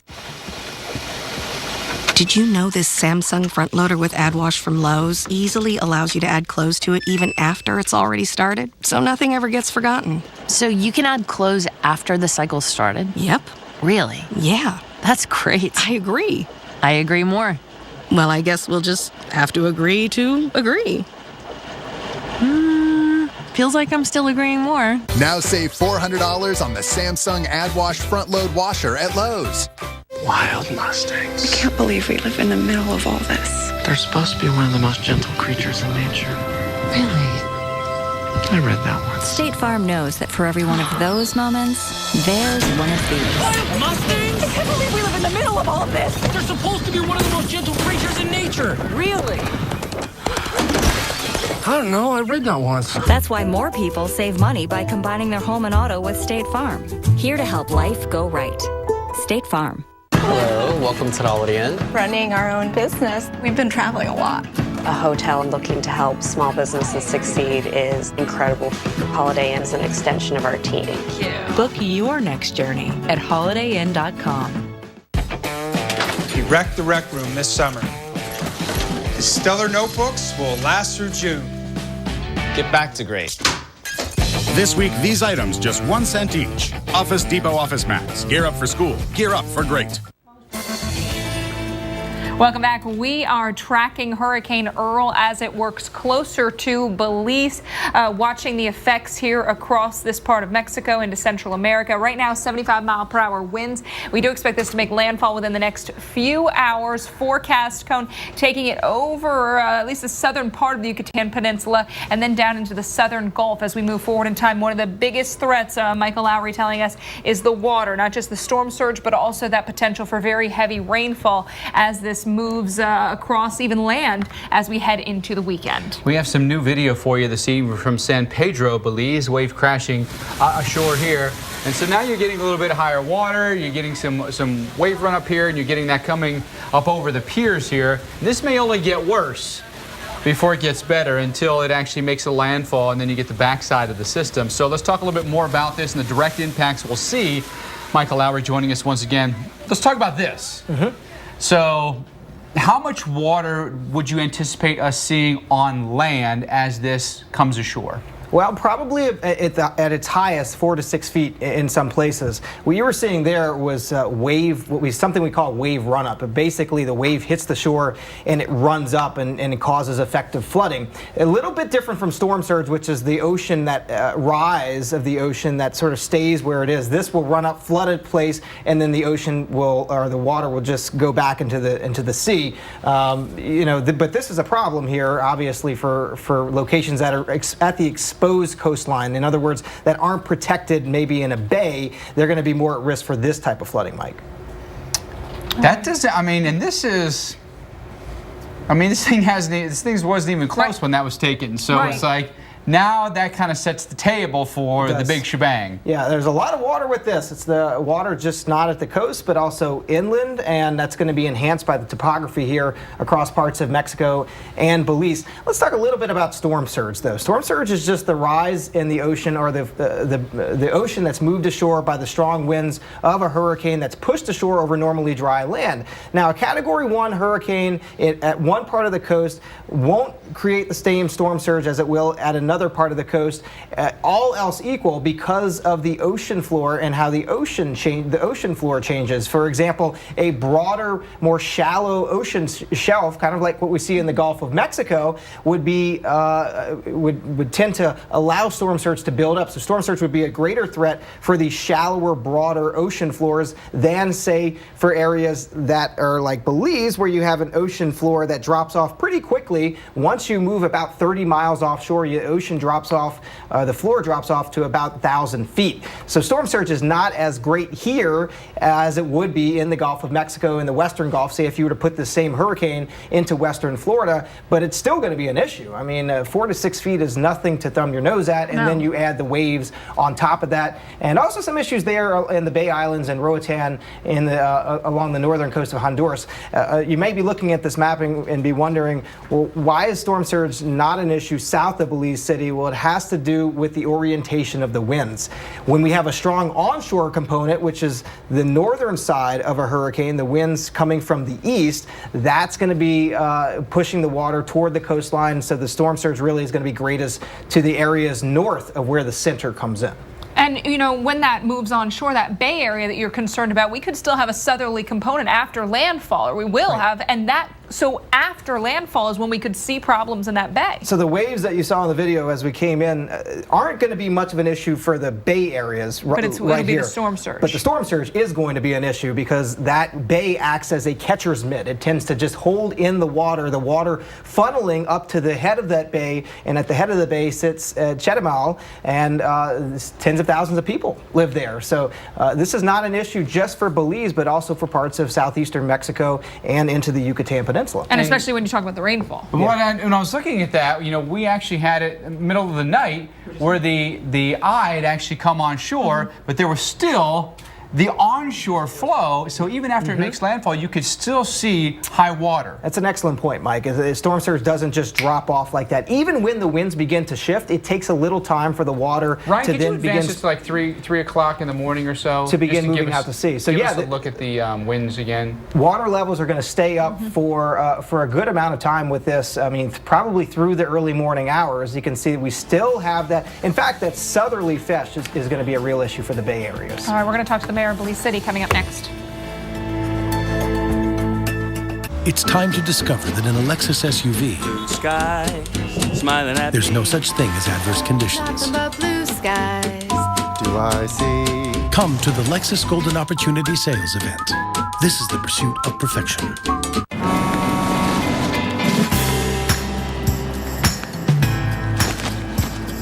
One coat? There's a day for every number. There is a time for all my slumbers. And I can see that I can run and hide. One coat guaranteed marquee interior. Bear's most advanced paint. Come find our top-rated paints only at the Home Depot. The votes are cast, and the results are incredible. Wow! From the biggest and baddest storms. It's unthinkable. To the weirdest weather ever witnessed. I've never seen anything like it. If Mother Nature made it, Truly amazing. our meteorologists rank it. Oh, Yes! Yes! Yes! We got it! Did that just happen? Catch an all-new Top 10 Sunday nights at 9 on the Weather Channel.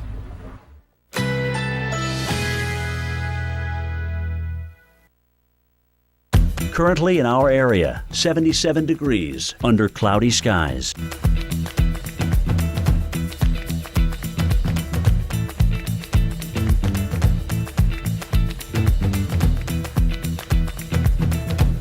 Tonight, scattered showers or thunderstorms, especially during the evening. Low 76. Chance of rain 40%. Thursday, mostly cloudy skies. A stray shower or thunderstorm is possible. High 89. Thursday night, partly cloudy early with increasing clouds overnight. A stray shower or thunderstorm is possible. Low 78. Here's our 7-day outlook.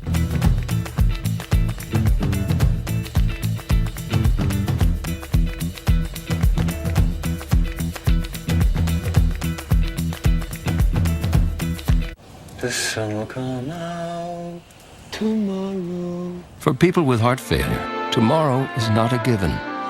But Entresto is a medicine that helps make more tomorrows possible. Tomorrow, tomorrow. I love you.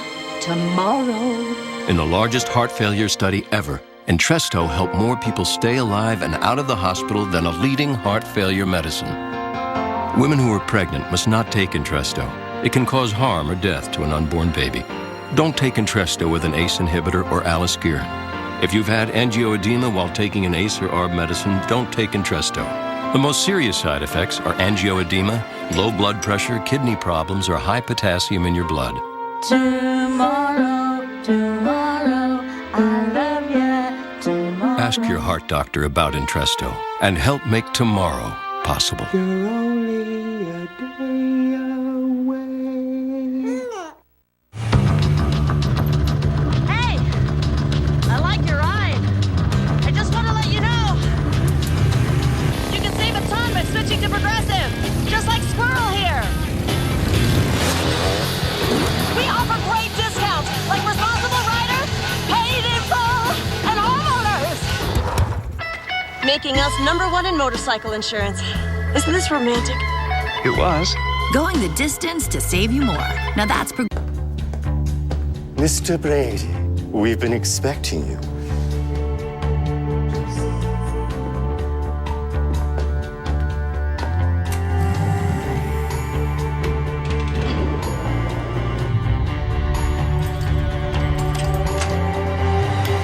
Will you be needing anything else? No, not a thing. Beauty Rest Black. Get your beauty rest. When you're diabetic, one of the important things about keeping yourself healthy is keeping your skin hydrated. Gold Bond Diabetics Dry Skin Relief. 9 out of 10 saw noticeable improvement in just 1 hour. Dry skin is under control. Gold Bond really works. Scarves off, V-necks on. Gold Bond Neck and Chest Cream helps improve skin's texture, elasticity, and youthful appearance. 97% had firmer looking skin at 2 weeks. Love it. Gold Bond Neck and Chest in the body lotion aisle. Weekend Recharge is... We want you to unplug so you get lost in the weather. We are tracking Hurricane Earl for you this evening. Winds right now at 75 miles per hour. Let's take a look at the stats on Hurricane Earl this evening and show you what it's doing. That's a look at the wave forecast as we go through the night. There's a look at the satellite imagery. It's very close to making landfall. What happened here in the next couple of hours? The pressure right now, 987 millibars, moving west at 14 miles per hour. The latest advisory from the Hurricane Center pegged at about 85 miles from Belize City. It's a little bit closer now. That advisory is about an hour old or so. Right, and hurricane specialist, storm surge expert Michael Lowry here with us. And we've also got the mayor of Belize City on the phone with us once again, or joining us actually via Skype, Daryl Bradley. And we thank you again for joining us. You know, I wanted to start with a question that I had asked you earlier, and I guess there was some confusion. You know, I know English is the language, but being a big vacation destination, you've got tourists from all across the world. So how are you able to make sure that everybody there is able to get the important messages that they need to receive? Well, I think that we work very closely with the tourism agencies and also with the various resorts. And a lot of our hurricane preparedness plan calls for us communicating information in different languages, so that notwithstanding the fact that we are English speaking, we would communicate a lot of information in Spanish, because a lot of our tourists do come from Latin America or Mexico.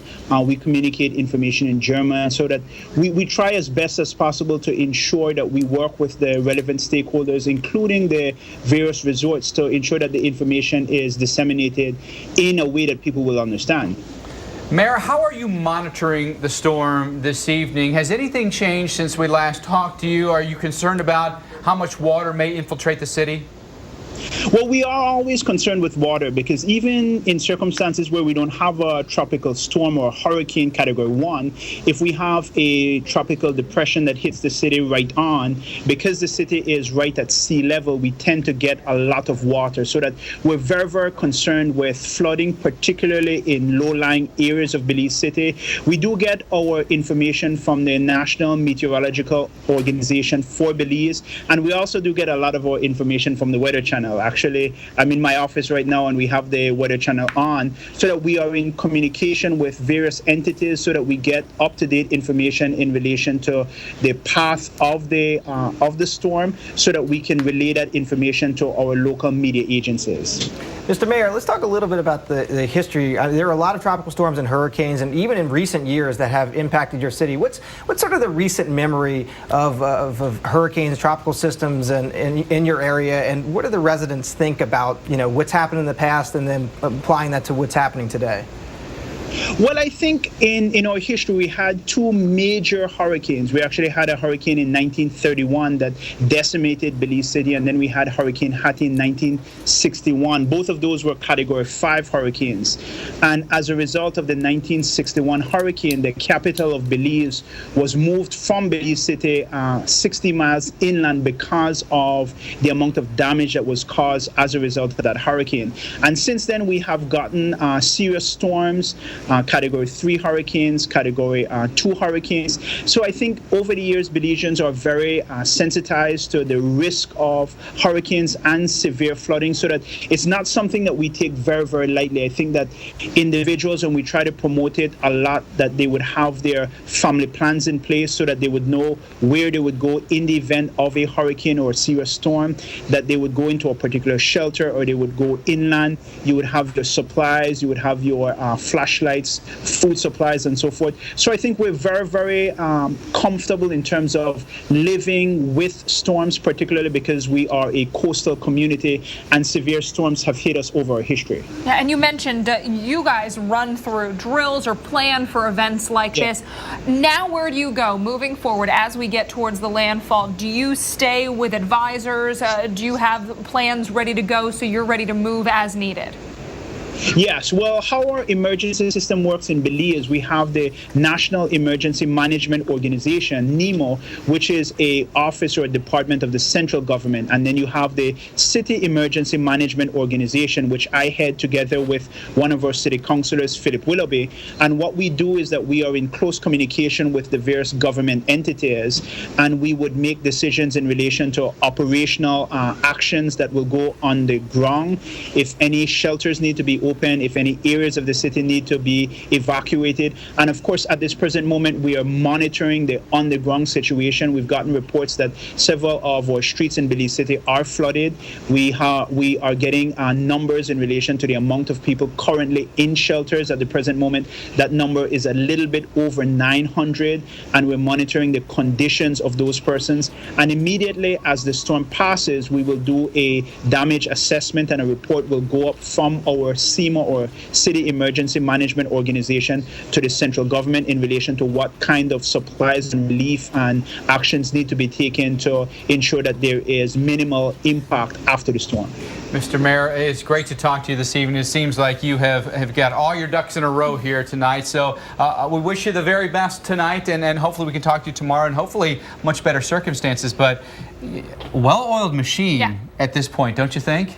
Sounds like it. I mean, and I guess you have to be, like you said, we are a coastal community. We are no stranger to events like this, and at least even if you don't have much experience with it, I think anywhere down here they're thinking, all right, should we get the one, what are we going to do? And that's exactly what you tell people to do. I mean, whether or not you live in a place that's been hit 100 times or once, you still need to keep that thought process. Yeah, they live in the hurricane zone. They live in the deep tropics. So yeah, they're familiar with this and they're seasoned. So hopefully they're ready. And the coordination, I think, is so interesting because they have, it's a different country. We think U.S.-centric here, right? But they communicate with the National Hurricane Center in Miami. They coordinate with their own meteorological entity. They coordinate with their own FEMA, in essence. It's just interesting how it all works. Yeah, a lot of people don't know the Hurricane Center is actually picking up the phone and they call down to these governments to decide whether or not to put up hurricane watches or hurricane warnings. They do this for every country, for every island nation out there.